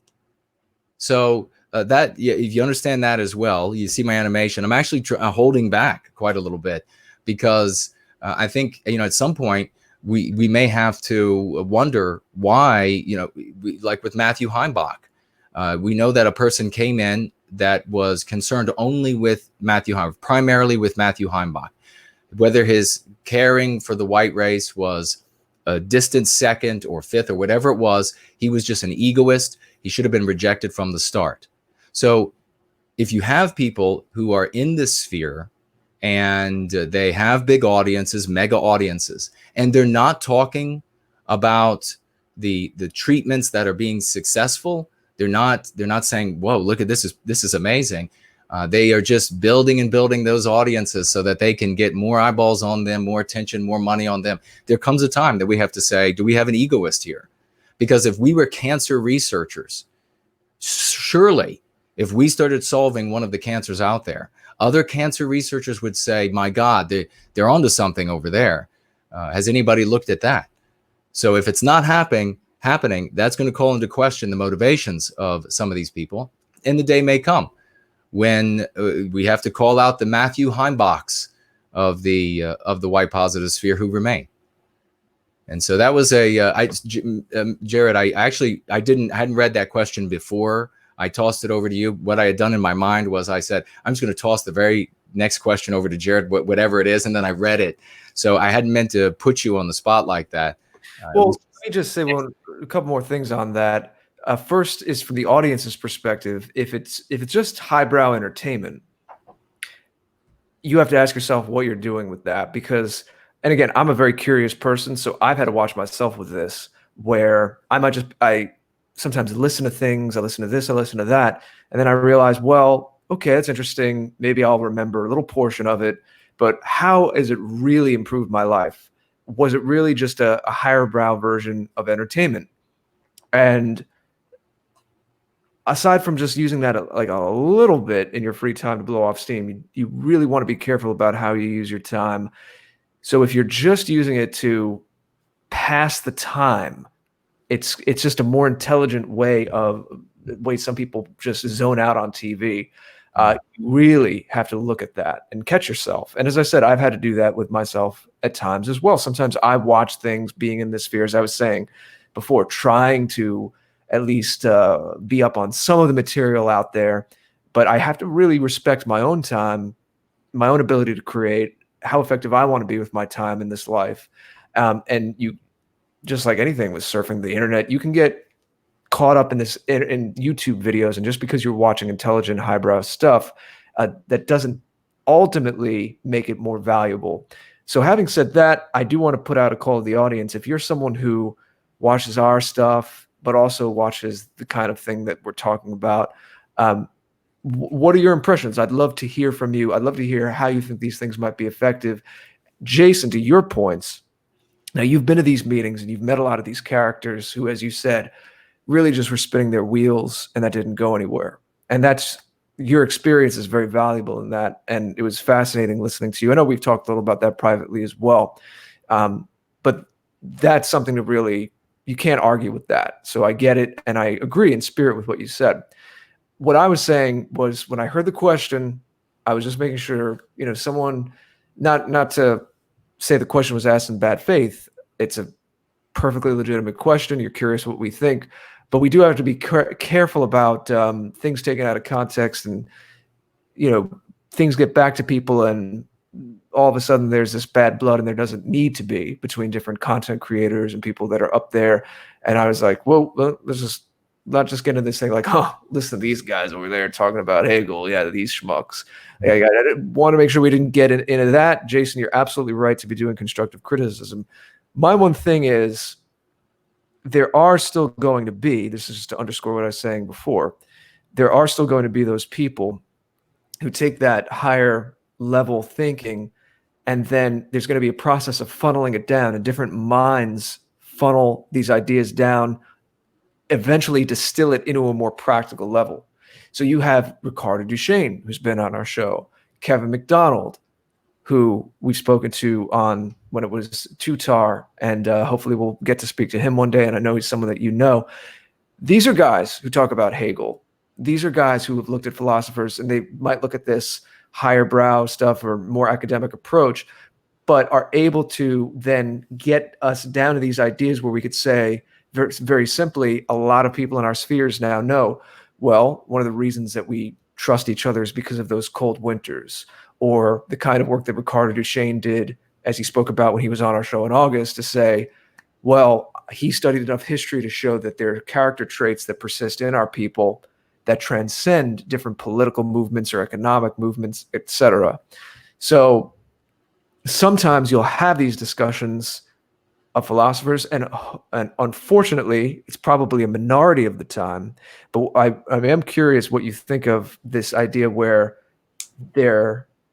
I guess the best case scenario is when you have these people who are discussing that high-minded stuff, but it's with the idea of workshopping it in a think tank kind of way so that it can eventually be funneled into little packets of information that the average person out there is able to understand. We're able to understand the position a little bit more for a variety of different angles: biology, history, political movements, how we got to where we are, and have a little more self-awareness of how we got there and how we can be moving forward. Yeah, there are certainly going to continue to be opportunities, but and this is right. Yeah, I will reiterate this. This is digging into this philosophy, digging into these other periods in history that are almost entirely irrelevant, aside from where you can extract and have extracted the behavior of humanity, of individual psychology, of group psychology, that sort of thing. There have been many people who do this, and there will continue to be an opportunity for folks to, when they first come in to a cause or the white positive sphere, to first of all get some understanding, like you said, about something being taken from actually, I was just going to start naming out, I'll just say scientific fields.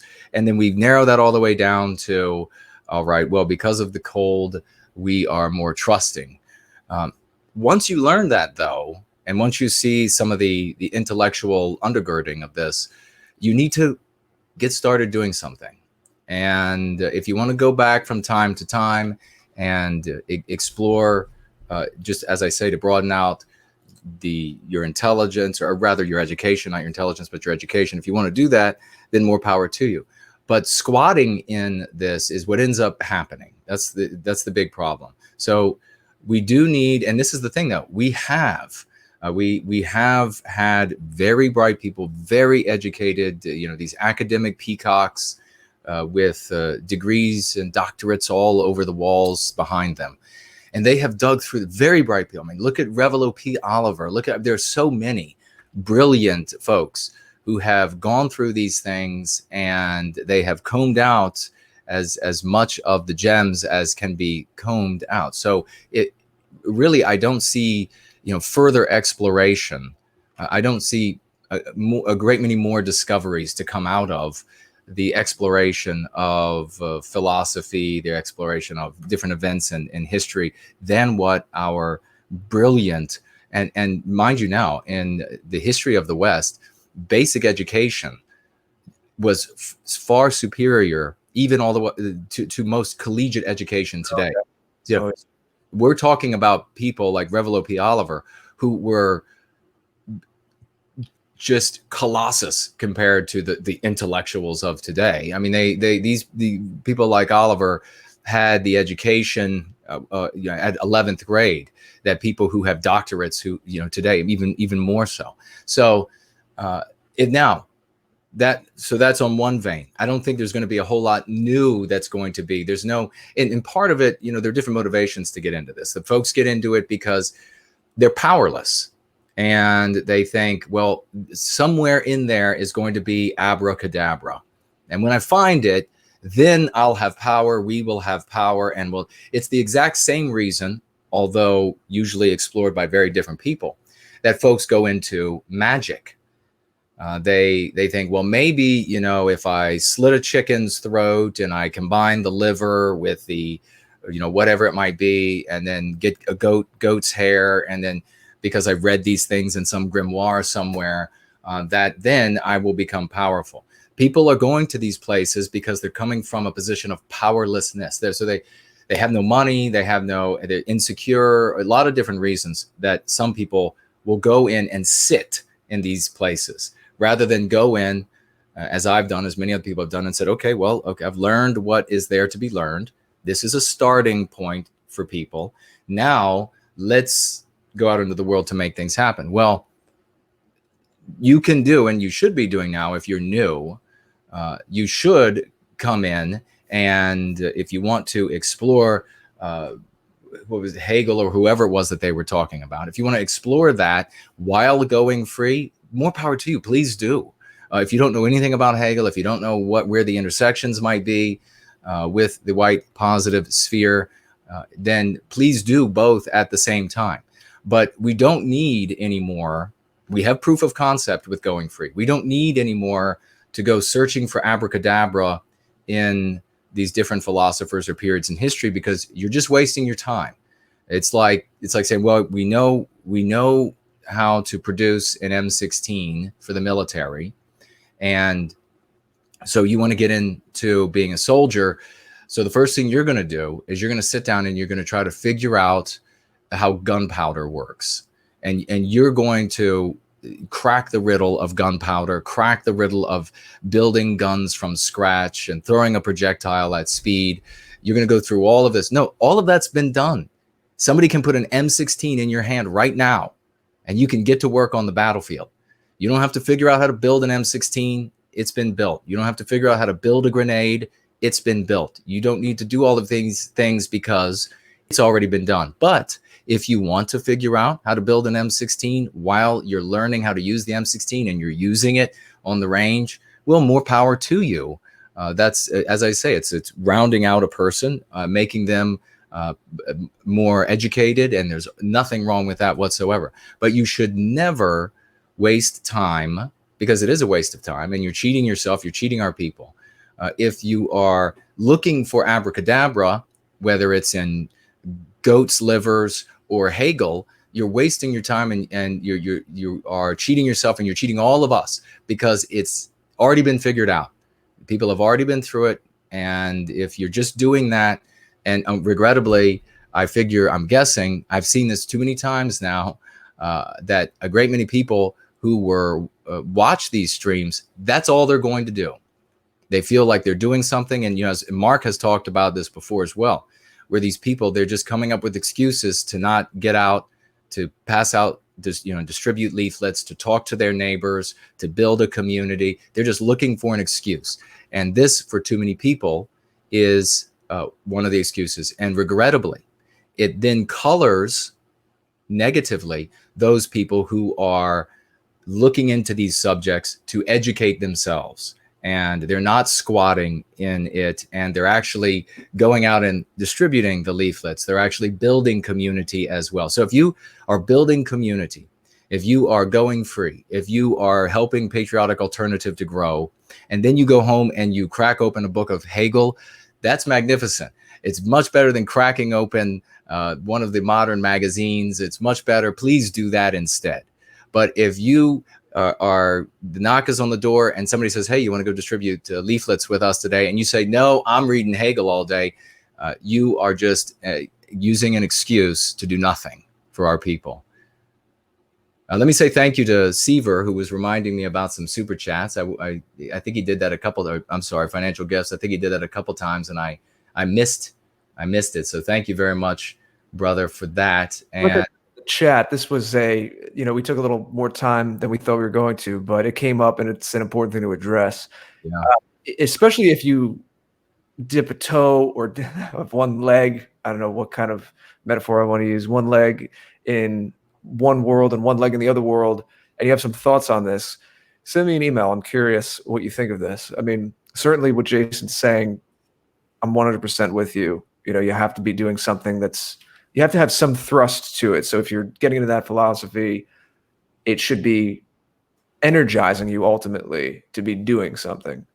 But as you're talking, I was just thinking, there is I'm into typology. I'm into telos in terms of, I think there are certain people here they're here to play a role. And so someone who's more philosophically bound, I have a certain sympathy with them. And I don't consider myself a philosopher. I don't consider myself an intellectual. These guys are way more, have taken the time to read and study the geopolitics, the history, et cetera, like I've said. Their instinct is to be creating a new culture. And I do think, as much as we need the practicality, and 100% on board with what you've said, Jason, we've talked about this with culture, when we talk about art, we have Jeff on and people from White Art Collective. There is that element of some people more than others need that vision to act as if we've already won, to act as if we're already living in a more homogenous, healthy culture, as you say, recapturing our destiny, right? So the people who would be teaching in universities, who would be looking at our corpus of Western thought and rearranging it, and especially rehabilitating it from the narratives, the anti-white narratives that have been proliferating throughout academia throughout the last century or more, they're doing that now. Their instinct is they're going to read their philosophy, read their history, and they're going to start trying to put the pieces back together, put Humpty back together. What would it be like? Maybe in his mind, Keith Woods is imagining in a future society, a healthier white society, if he had a professorship or he was pursuing a doctorate, this is a kind of thing that he'd like to be doing, that he'd like to be piecing this back together. He'd like to be understanding what had happened in Western history when it took that wrong turn. So in that regard, I can understand that ability, that desire, I should say, to want to act as if, just like we talk about our artists. And that's more where I'm coming from. And I want to be doing more of is, some people might say, what's the practicality? And I know you're not saying this, but what's the practicality in writing a song or writing a poem? That's the instinct of the artist. They're going to be doing that no matter what. So we have to be starting somewhere. And for some people, just the very act of culture creation, or just the very act of trying to form a new narrative by reinterpreting and playing with the books and the philosophies and the readings of the past, that's what the academic, the intellectual, the philosopher is going to be doing. That's their telos. That's their evolution. That's what they're here to do. So in that regard, I have sympathy, but I'm glad that we got to talk about this tonight. And again, I invite people to email us. I hope this was helpful to have the opportunity to talk about this, because it's delicate. It's a delicate thing. Ultimately, I 100% agree. It can be a dead end. It can be an excuse to do nothing. And it has to be balanced with something that energizes you to actually take action and do something. It doesn't mean that everyone has to go start their own show, but it could be as simple as making new decisions about how you want to live your life and your family, where you want to live and grow your own food, whatever it may be. Just taking more sovereignty over your domain, making your life healthier, your little pod of well-being in our community. That's what we mean when we say recapturing destiny. It has many different forms. So yes, we wanted to funnel into that. But I did want to get that in there too, about the telos, the desire, the acting as if. So I don't know if that helps anybody, or if you had anything to say to that, or if we had. If not, we can go on and finish up. Yeah, let's. We'll see if there's anything else that on that subject or others that folks have to say, and we can move toward the end. We just had while I was, I didn't want to interrupt the flow. I wanted to hear what Jared had to say there, but Blue Eyed Bear came in with a financial gift over here on Cash App of $26. Thank you so very much for that, saying everything that had to be said with those dollars in service of our babies and the recapture of our destiny. 15 seconds, says Jason's right. Stay focused. Got a lot of folks tossing in their opinions I saw going by. Regrettably, I won't be able to remember. Folks, tag me so that I can see when you share an opinion that you'd like to have read. Deneki's Ghost says, yes, sir. And I can sometimes catch, let's see, JC says, spot on. Philosophy is a starting point for our people, not an end in itself. Well, precisely. Thank you very much. Yeah, there's part of the problem, I guess, also, JC, is this idea that it is big brained to talk about these things. It's not. It's obesiterian. It is beginner tier to talk about these things. Now, we can't continue to view it as big brain to intellectually masturbate. That's not accomplishing something. We have to look at it where it actually fits in the world of getting things done and recapturing our destiny. So it is obesiterian. It is where a lot of people can get started, and they can build out. A lot of folks can continue for the totality of their life, building out their education with it, and that's a wonderful thing. But as far as doing good works, great works for our people, it's a starting point. We don't want people to say, okay, well, I've learned about going free, and so now I'm going to move on to X, Y, whatever it is, and I'm going to squat down and do nothing. And I'm just going to read about these different philosophers, learn about these philosophers all day long, instead of treating the infections that I'm infected with and treating those around me, helping those to go free. We don't want people to do that. We don't want people to feel like the next level up is sitting on your ass. Yeah, I agree. I don't like that. And it's kind of silly to me when people say, and especially call themselves, it's kind of like giving yourself a nickname. Don't do that.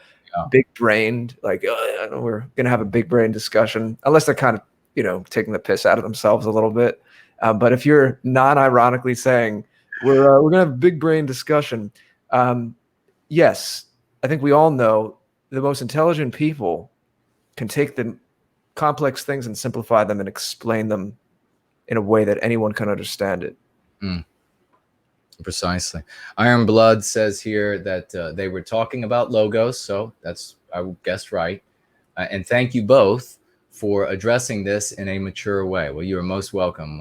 Thank you for the thoughtful question. Yes, indeed. Yeah, it's a subject that it has to be handled in a mature way, and it is.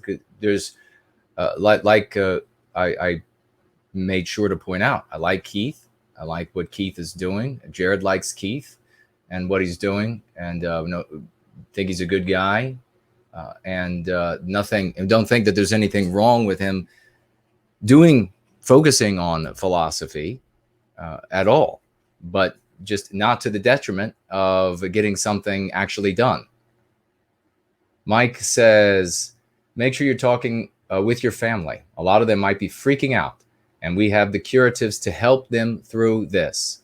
Calm, resolve, and positivity make a huge impression. Thank you very much, Mike. And that's a great example of how what we are doing with Going Free is something that you can apply in your life, and you can help your family members.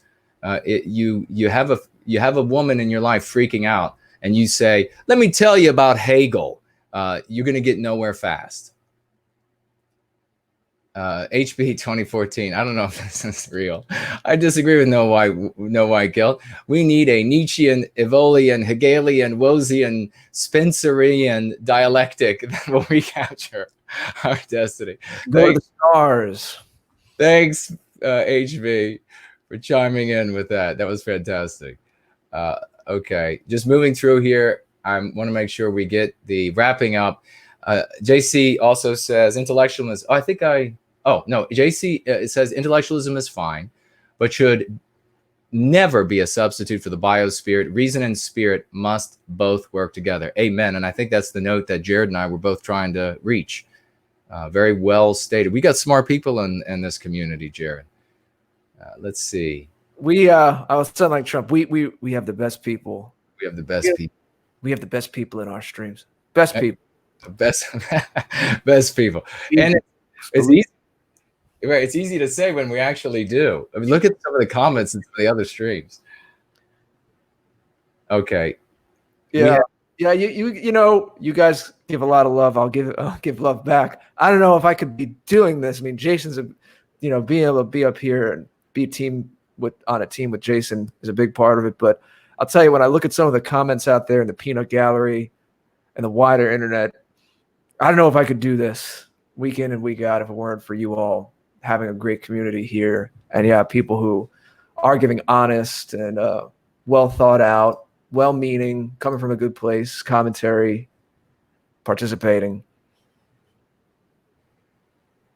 Yes. Look at it. I think Olivia Key writes here, it's almost like a different type of virtue signaling in our own community. And I think unless there's another conversation happening that I'm missing, and if I am, please correct me, but it definitely is, Olivia, and this is why I said, look, you're talking to a guy that has attended hundreds of meetings and conferences over the years and have been exposed to many more times than that of speakers that are immensely educated and can talk about this sort of thing, citing, quoting, etc., far more than you'll find on the internet today. I mean, true like intellectuals sitting in their studies, surrounded by musty books, and people who have spent many decades of their lives and educating themselves with all of this. And then they get up there and they lecture. Remember, the conferences, the way they used to work is you would listen to someone, it was a collegiate level lecture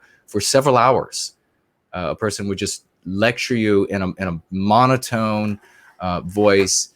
Oh, it used to just be, in the beginning, I was very interested in the beginning because I thought I was powerless like everyone else here. I thought there was going to be an abracadabra moment in there, and surely there were gems that these people had found amid these philosophers, etc., and had shared. And so I was able to take those gems and then go out to the real world and build the real bouquet, I'll say, rather than the firearm. Build a real bouquet and then start experimenting. I did. HB doesn't like the way I pronounce it because I pronounce it wrong, but experimenting with the bouquet of love for our people to recapture our destiny, and then saying this flower doesn't work, maybe this other flower works. And yes, Olivia, if that's what you were talking about, and I don't want to mislead anybody that you were saying something other than you were. So whatever Olivia's meaning is she'll tell you. It sounds like she's spot on. It is a form of signaling. You're absolutely right. We have to be careful of that. Jason, quickly on this subject to try to make it as useful as we can, since we've taken the time to explore this. You mentioned Revelo P. Oliver. Anyone else you could quickly mention that you would direct our chat to as an example of someone who was very well educated, had academic chops, but was also a man of action who did things and could be an example? Anyone you quickly like to mention for our chat to go look up? William Luther Pierce, Dr. William Luther Pierce. Yeah, I think a lot of people have mentioned him already tonight. I've seen him come up. Yeah, without question. In fact, he left academia to wage this struggle, and he had a lot of things right. He had some things wrong, and he didn't, of course, get a chance to. Cancer took the man, and I guarantee you that had he continued to be able to experiment and with what he was doing for our people, he would have been coming to more conclusions that perhaps were even at odds with some of the conclusions that he had when he died. But it's because of people like him and Oliver and others, Pele. There were others out there that we are able then to say, okay, these people have ascertained X, Y, or Z. And I could name folks that I don't think that you would even be able to look up, because I don't think that they ever published anything that you'd be able to find. Researchers and really deep thinkers, but these people they've taken what they have gathered, what they have gleaned from what is available, and then they have laid down a lot of foundation, and some of it was faulty, some of it was true. And then people like Mark Collett came along and said, well, some of this works, some of it doesn't. I'm going to push that aside to keep this and build on top of that. And what we hope to have happen is that more young men and women will come forward and say, okay, well, these folks have built this on top of that, and now we'll climb up on this. We can't keep going back to digging the basement out for this. And it's been made. It's true up to this point. It is level, and it is time to move on to the next level and recapture our destiny. Maybe So another example, and of course, we always want to be looking forward and not always look to the past without looking at things going on now. But in the spirit of the question I asked Jason, I'm reminded Enoch Powell. Of course, we know that he had an active political life. He had been a soldier, I believe he fought. But this is the kind of guy. These are the tremendous characters Jason was saying. Where you look at these people and you're like, "What am I doing?" You know, it's just something to strive to. The kind of guy. What he was a professor of ancient Greece at like 24, 25 years old, something ridiculous like that. yeah. It spoke several languages, you know, master speaker, but also had, you know, active man, political life, just unbelievable. So certainly many examples of people that combined all the best facets. Actually, I would like to give a contemporary Philosophicat. She digs into a lot of these researchers, philosophers, etc., from the past, and then shares insight that she gleans from it.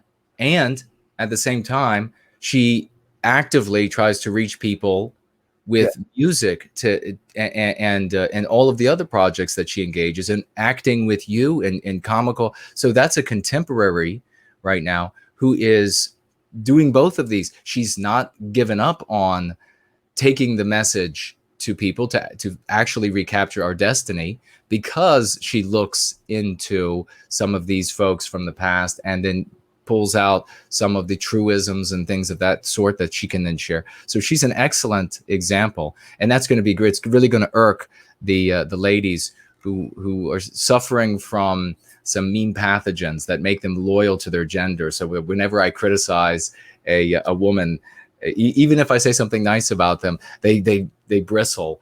They're really going to get under their skin that I'm bringing up Philosophicat. But she's actually a great example of that. Yeah, she's doing the huge multi-part series on Evola. So she has that intellectual drive. She likes to dig into the philosophy and the metaphysics. But you're right, she's very active.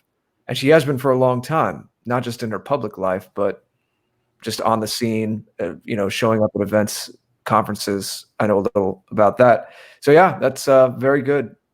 Very good. I'm glad that you mentioned her. And with all due respect, she deserves it. Yeah. Oh, without question. Leviathan says, what's your idea about the malware signal, faster internet? I'm afraid I don't know. Mr. George, have you heard of this? I don't know what that is referring to. I'll have to look into that, and we'll get back to you on that. And Elaine Sabatino says there's so much great information, so little time. Well, we agree with that.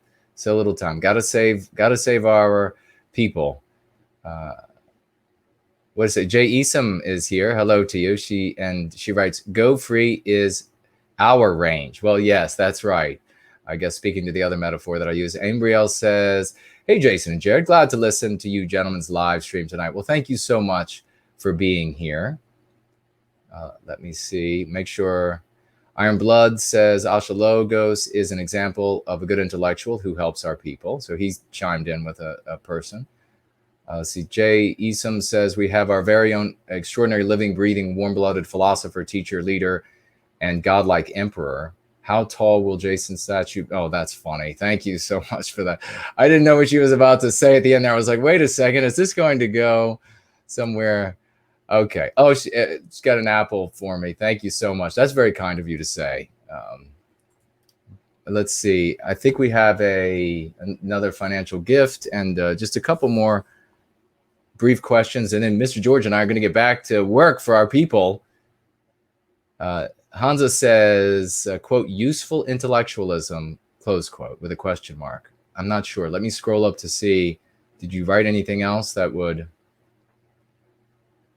Elaine Sabatino says, the lesson of Haiti red-pilled me in 10 minutes. Hail Dr. Pierce. Joey says, I was on the phone with No White Guilt, and his phone connection was awful. I believe it's an Obama phone. Get rid of Obama phone. Oh, that's funny. If that's true. Oh, I definitely don't have an Obama phone. White man receive anything. Harvey says, no, I killed. What did he get wrong? Darn, I don't. Sorry, brother. I don't know what you're referring to. Olivia does say that we were correct on her assessment there. It absolutely is a form of virtue signaling. And let me tell you, Olivia, you would have, and it also, this was another thing that really turned off women. They would, when they got brave enough to come to white positive events, because it was the fear of the anti-whites ruining their lives, physically attacking them, would keep them from coming. When we would get them to come to the event, and they would see all of these guys who just wanted to name drop, virtue signal, all of these ancient characters, these ladies were like, you've got to be kidding me.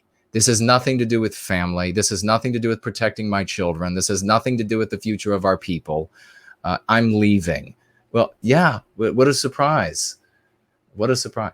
Nancy Drew says it's like a scientist who has theories, but never actually puts them to the test in the lab to use in real life. A waste of education and talent. Precisely, Nancy. What brilliantly put.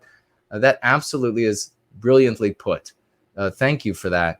That is exactly what it's like. You just endlessly go over the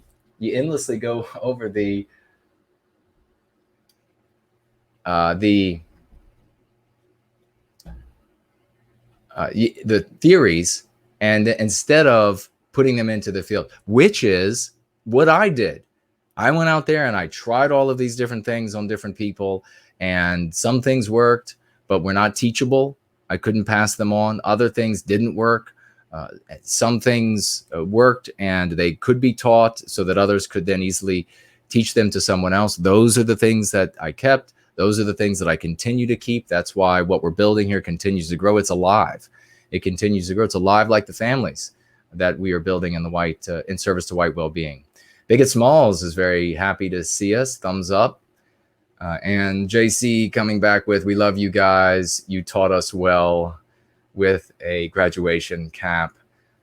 It's Anderson says, that is funny. My wonderful wife was melting down today, and I got her some lovely pink tulips and gave her a big hug. Politics and theory can wait. She feels much better. Well done, friend. Well done. Hansa says, Keith Woods is definitely white positive. Yes, he is. Did somebody say he wasn't? JC Esom, the next step while going free is reading Prometheus Rising. Thank you for that. Born Guilty, it's a comedy. Damn it. She's covering the bases tonight. All right. Let's see what we have over here, Jared.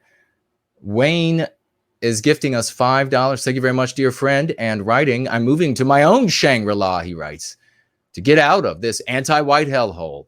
But I will always remain connected to this community. This psychological brainwashing of whites is sickening.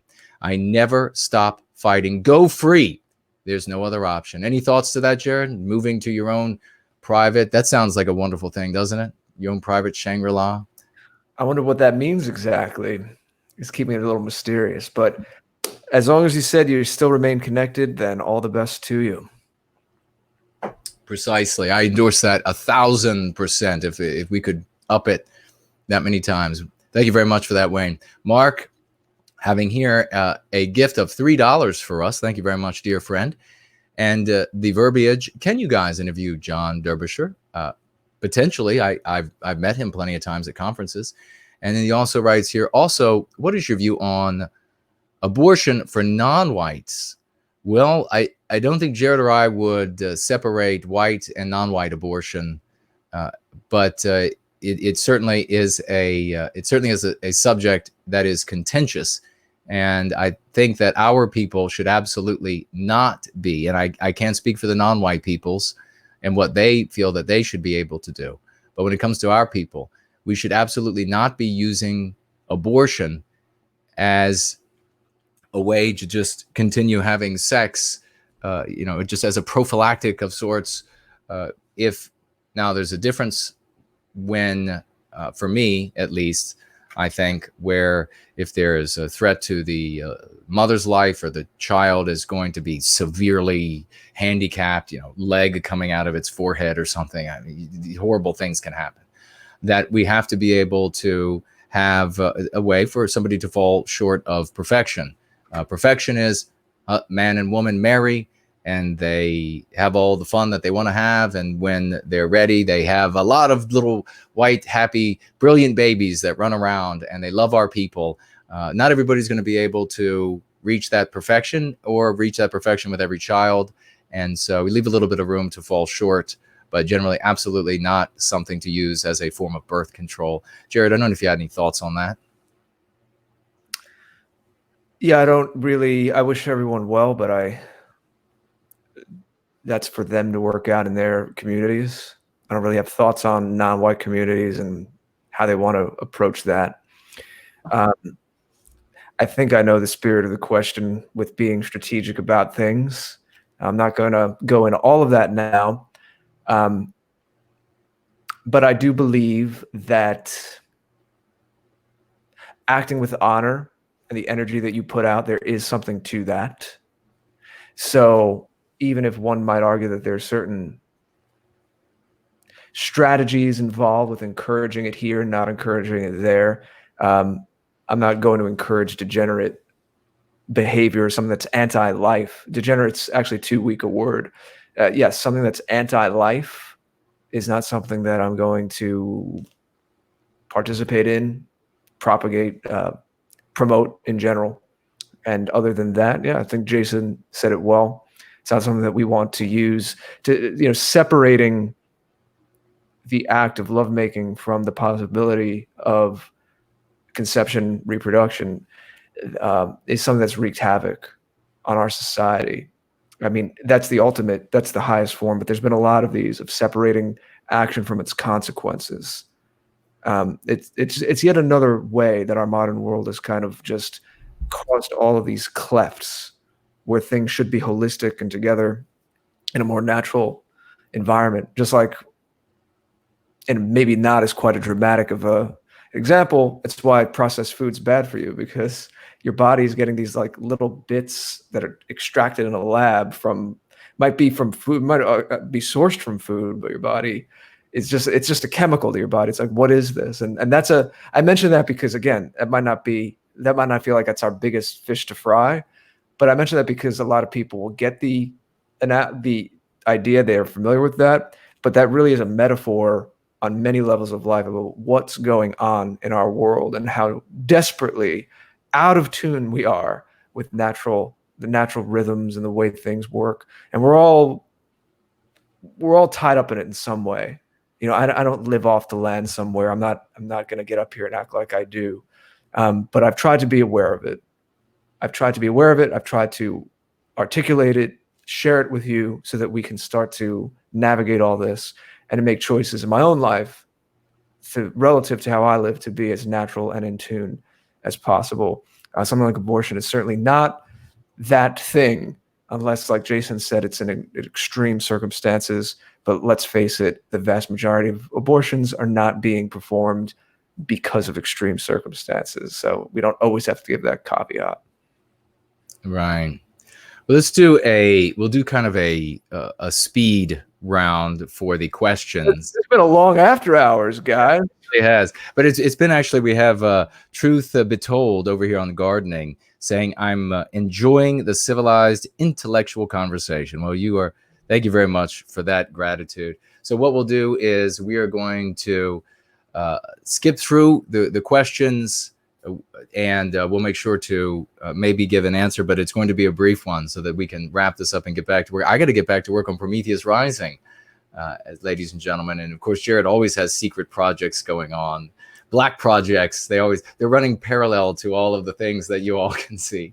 So let's see. We have Hans writing here. He meant, I think, what did Dr. Pierce get wrong? You said he got a few things wrong. Well, of course he did. And for as bright as he was, and nobody gets everything right. But one of those things, if I'll just speak to, because we're having our high speed question answering at this point, is I think he would have introduced his philosophical, spiritual principles in a completely different way than he ended up rolling them out. I think if he had the ability to do that over, I feel confident then he would have introduced it and rolled it out in a completely different way. Let's see. Iron Blood said, call it IQ signaling. I definitely wouldn't call it IQ signaling, because it's not a matter of higher IQ. It is a matter of, or not necessarily a matter of higher IQ. I think everybody knows people who have a lot of education. Everybody's met at least one that has a lot of education, but they're not bright. And it's not just this book smart, street smart. No, they're just actually not bright. They got really good at getting good grades at school. And so they stayed there for a long time because it was a lot more comfortable than going out into the real world. Guys, I'm not going to say this a lot, but just for you all here, you know who the baddest dude in the room is? You know who the coolest dude in the room is? The guy that doesn't have to peacock. Right. Doesn't have to prove how tough he is. Doesn't have to prove how smart he is. Doesn't have to prove how talented he is. It's just there. And you'll see it when you see it, when it needs to show itself. Right.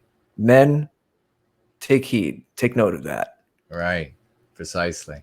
Harvey says, what do you think about interracial marriage? Well, it means white erasure. Well, you mean with Western kind, with Westman? Or do you mean out because it seems kind of obvious that we would object to white erasure? If you're talking about the non-white races, they could do whatever they want. That's up to them. I have no desire to make any decisions for them. But certainly, if you are a single white person and you are wanting to find a mate, you should prioritize the white potential mates out there, because with a group that has recessive genes, and we are that group, we are erased by those unions when they produce children. Jared, thoughts? Yeah, is it who asked that? Is this someone new here, or is this someone trying to wind us up? What do you think? Maybe it was Harvey Specter. I took it as genuine, but yeah, maybe new. I don't know. Yeah, do you know our show? Yeah, maybe new. Yeah, we definitely object to white erasure. Do I even have to say this? We're not Hollywood cutouts of bad guys. I mean, we live in a multicultural world. It's a reality we live in. So we know there are people who that's the path they've gone down. And if it's hopefully a mother and a father that are still together, and it's not some nightmare scenario, and the offspring it produced, they're people who are here in the world with us now. And we don't hate them or look down on them. But we can't encourage that large scale because, as Jason said, we go away if that happens on a large scale. Precisely. Yeah. And we know, I've heard plenty of people in our circles talk about this. It's not those very rare cases where it really wouldn't matter, because we're talking about like less than 1% of the population engaging in this kind of thing. It's the systematic encouragement of this. And it's something, actually, I don't know if you've heard from this, Jason, from friends and family. It's probably one of the main red pilling things I've heard from people in my life who might not really be ideological or aware of all the things, certainly not participating in our circles here. But I've heard people say, what is it with all these commercials? Mm-hmm. Every couple they're pushing it on us. So it's not subtle. That's been waking people up. But yeah, we're against the agenda, the obvious agenda that's going on with that. Yeah, but clearly backfiring, because, as I said, a lot of, for lack of a better term, normies are noticing. That's probably the world red pilling people thing I've seen the most. Yeah. And just casual conversation of like, what is all this? Iron Blood says, no, Michael, you'd look dashing in Rhodesian light infantry shorts. I hope they're not too short. Thank you for that compliment. They were pretty short, because Africa gets pretty hot. Oh boy. Well, then there might have to be an adult show. They made up for it other ways, though. They were some pretty badass dudes. All right, let's see. Yeah, they were. You're right about that. Really badass. All right, I think we might and the screen leapt on me. I apologize, ladies and gentlemen, but in case we missed anything, but I'm going to turn to the other screen, and we're going to see what's here.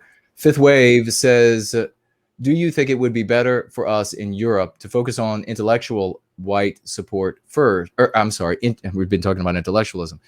International white support first, or focus on home movements first to then go out and help others? The UK is in a very precarious point.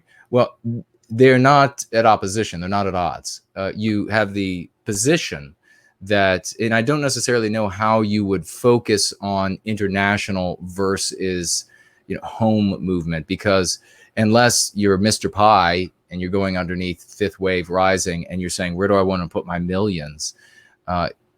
You don't have the kind of money, you don't have the kind of reach, etc. So what we can do is we have, as we have here in Service to White Wellbeing, we say that we're one people with many countries, and we talk with those of our people in other countries, and we make sure that they know the same thing, hold the same opinion. We make sure that they know what we feel about this, that we consider them our brothers, and that if we did get a movement, a nationalistic movement rolling in one of our countries, well, it would be those groups of people in other white countries who thought of our people as one people with many countries that we would support.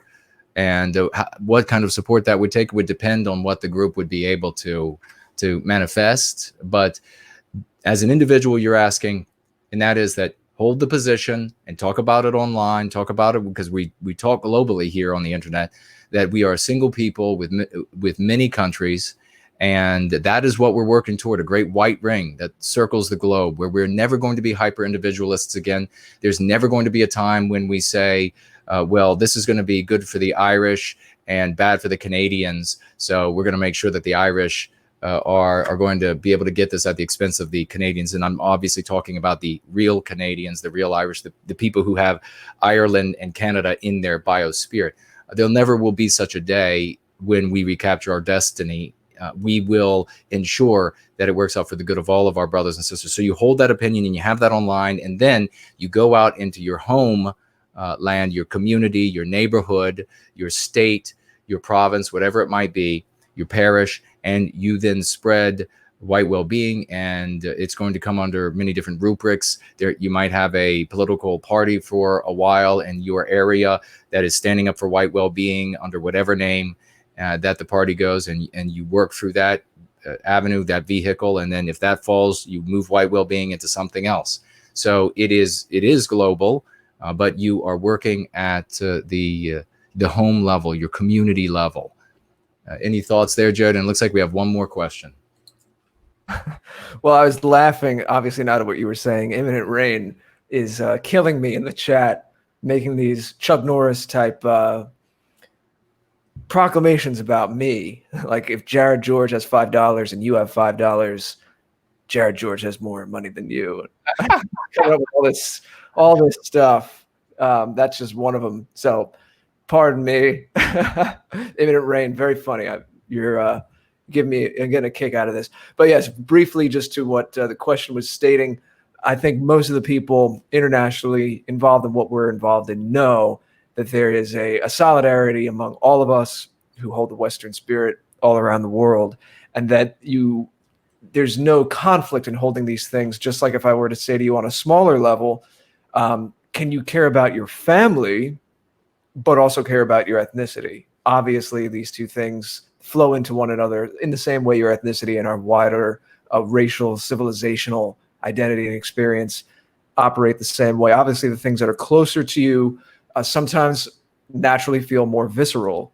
If our friend Squatting Slav goes back to Serbia and there are attacks on the Serbian people and there's some kind of crisis there, he's going to have to respond as a Serbian. It's going to be immediate to him. Mark and Laura in the UK, they're fighting every day. They're going to come under attack more and more. They need our support. Obviously, guys, their profile is rising. Their names are getting out there. So they're going to be the target of media and smear campaigns. And they're going to come up against all kinds of anti-white nonsense over there. So yes, in their day-to-day experience, where they live and breathe and love is England. They they're English. So that's something visceral in their everyday experience. So they're fighting back anti-whites who are there in England with them. They're fighting for England. So in that sense, it's maybe a little more immediate and everyday.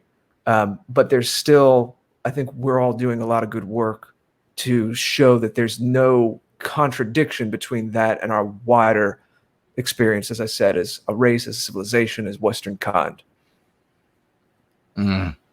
Very well stated. HP 2014 saying, speaking of pronunciation, I don't like Tim Murdoch's pronunciation of your name. He says Jason Cohn. It's not an easy name to pronounce.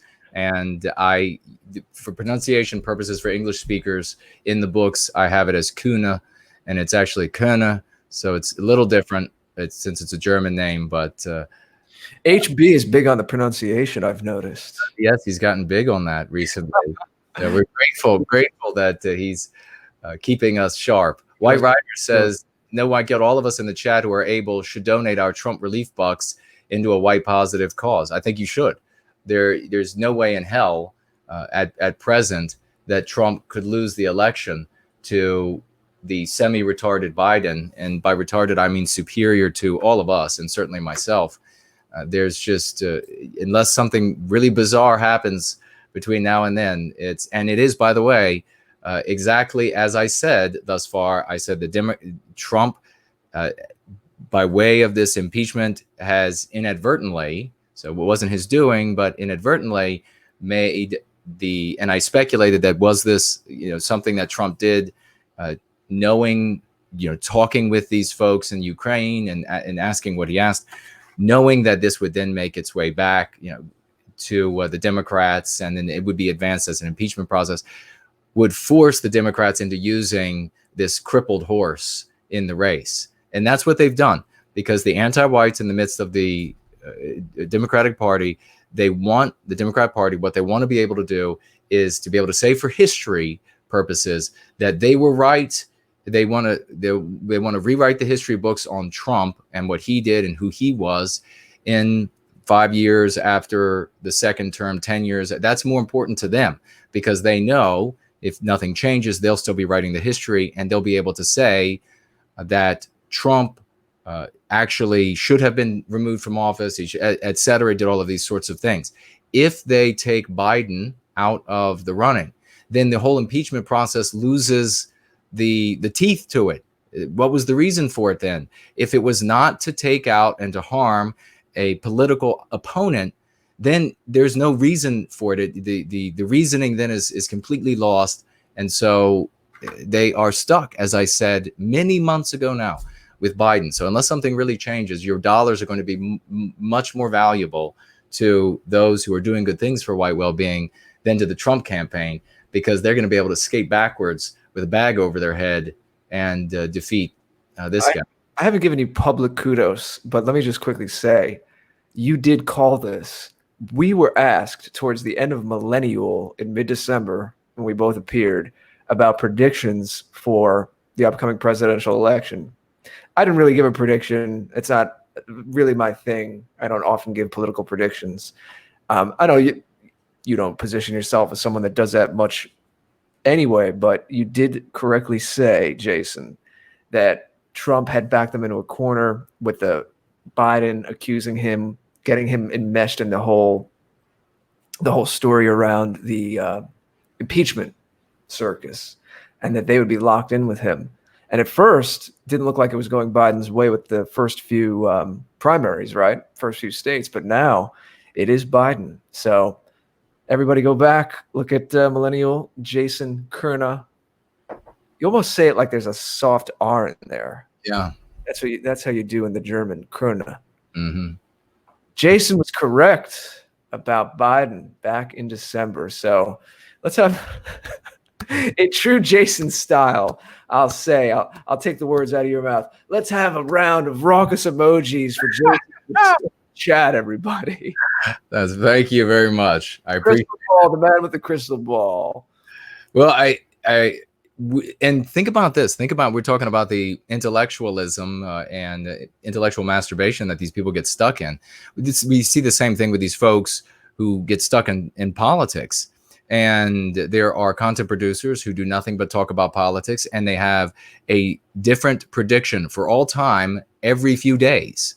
And what is that doing? What are those people ending up accomplishing? Nothing. They're just giving these endless predictions. They're sitting idle rather than. So we were able to make an assessment and then get back to work on saving people. How many people have improved their lives? Have we helped, all of us here, help to improve the lives of folks by helping them to go free, rather than saying, well, Biden's doing so in this state and so in that state, and some other guy's doing so here and so today it'll be a different prediction. And then 2 days from now, well, did you hear that, what Bernie said? Well, it's going to be another prediction. You see, they're doing nothing.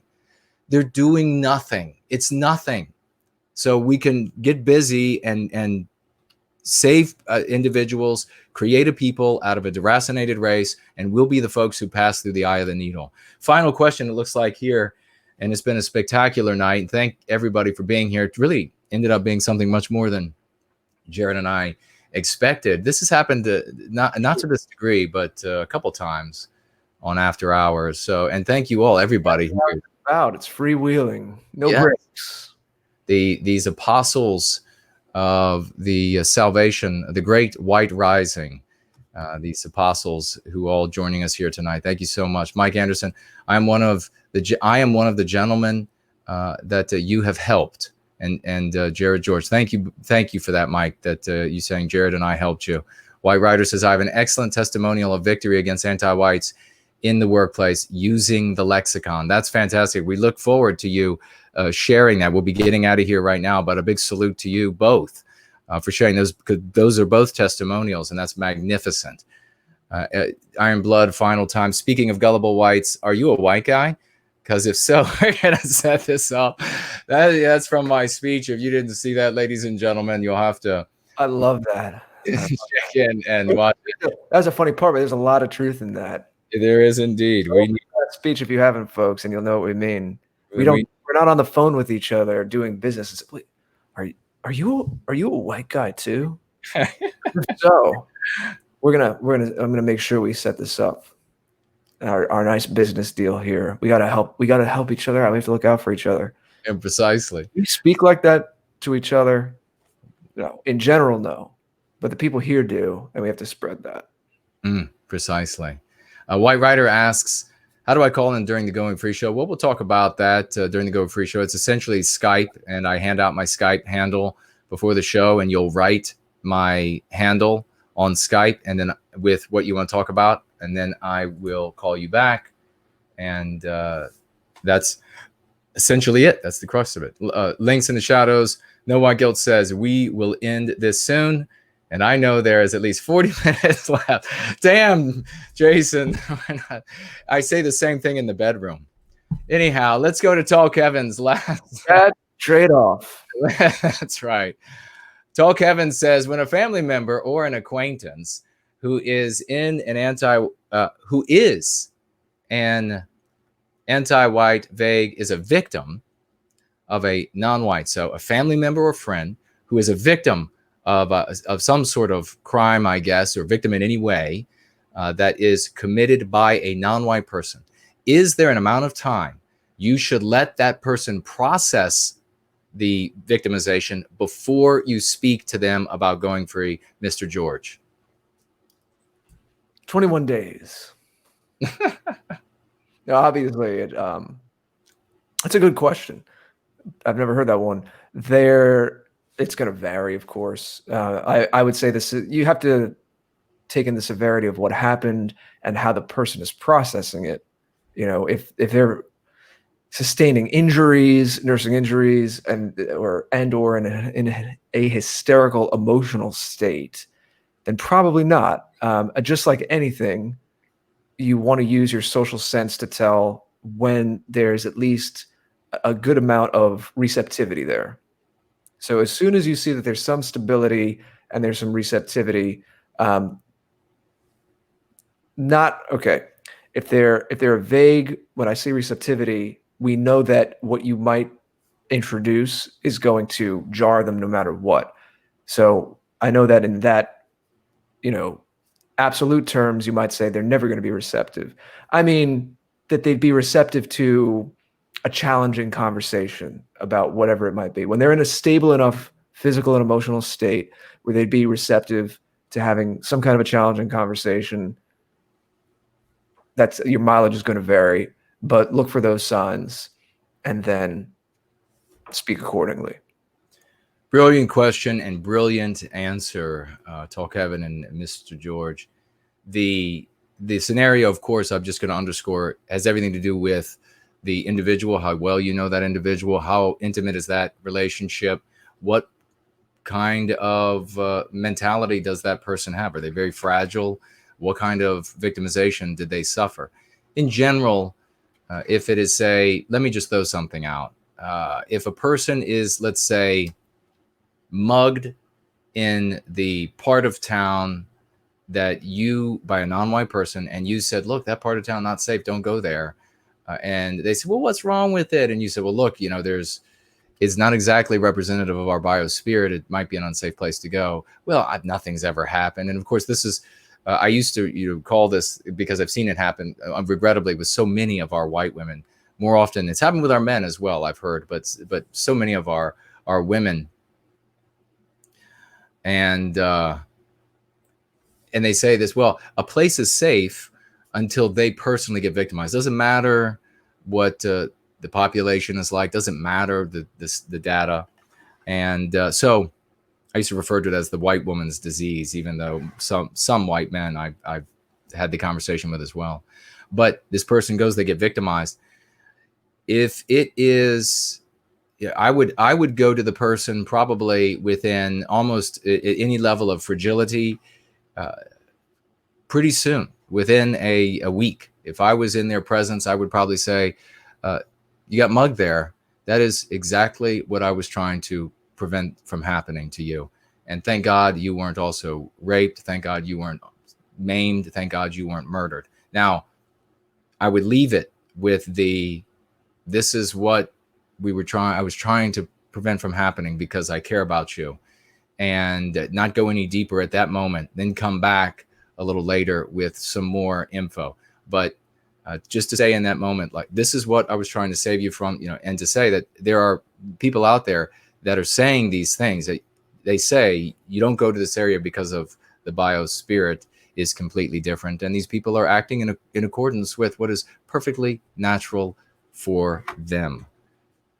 And that gives them something to think about. So hopefully that hones in a little bit. And then something, just to put an epilogue on this, dovetails perfectly with what we spoke with Simon Harris about a few days ago when he was on tap on Saturday.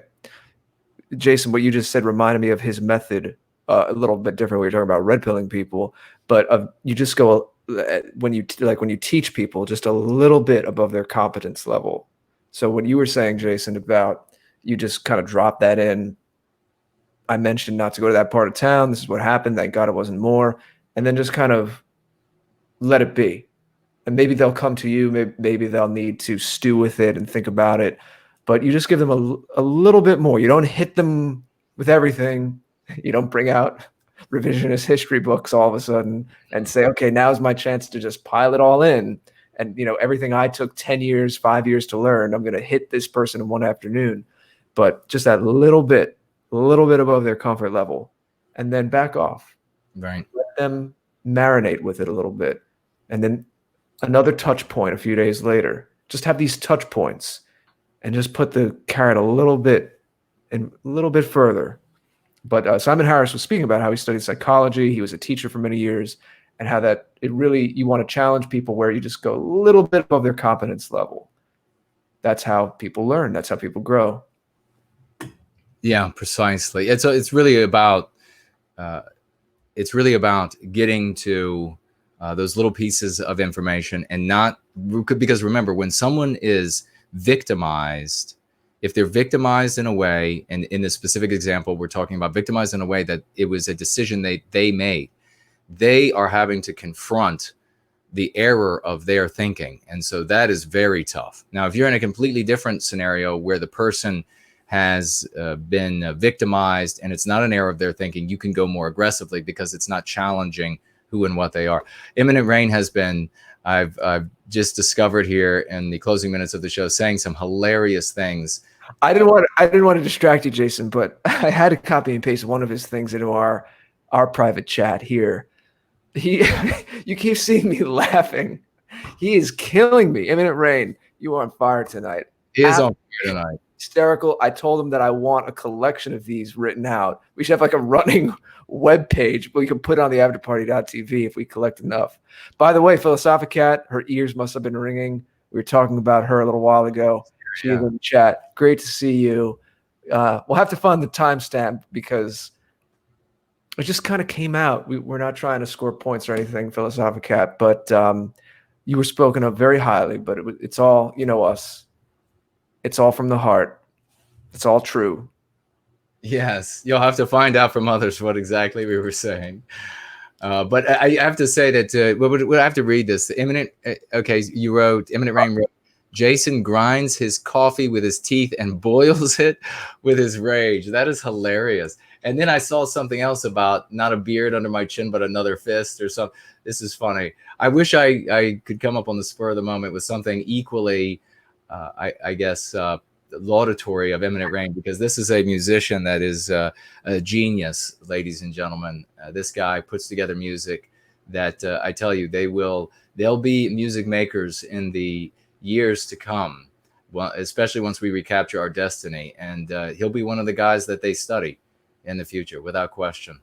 He'll be remembered. Final thing I'll say on as we say goodbye tonight, unless, Jared, do you have any final thing you want to say? Novi Hansa, yes, Philosophicat and I will do more skits. Philosophicat will be in touch. Excellent. Where more skits are being requested. Yes, I know. It's been too long.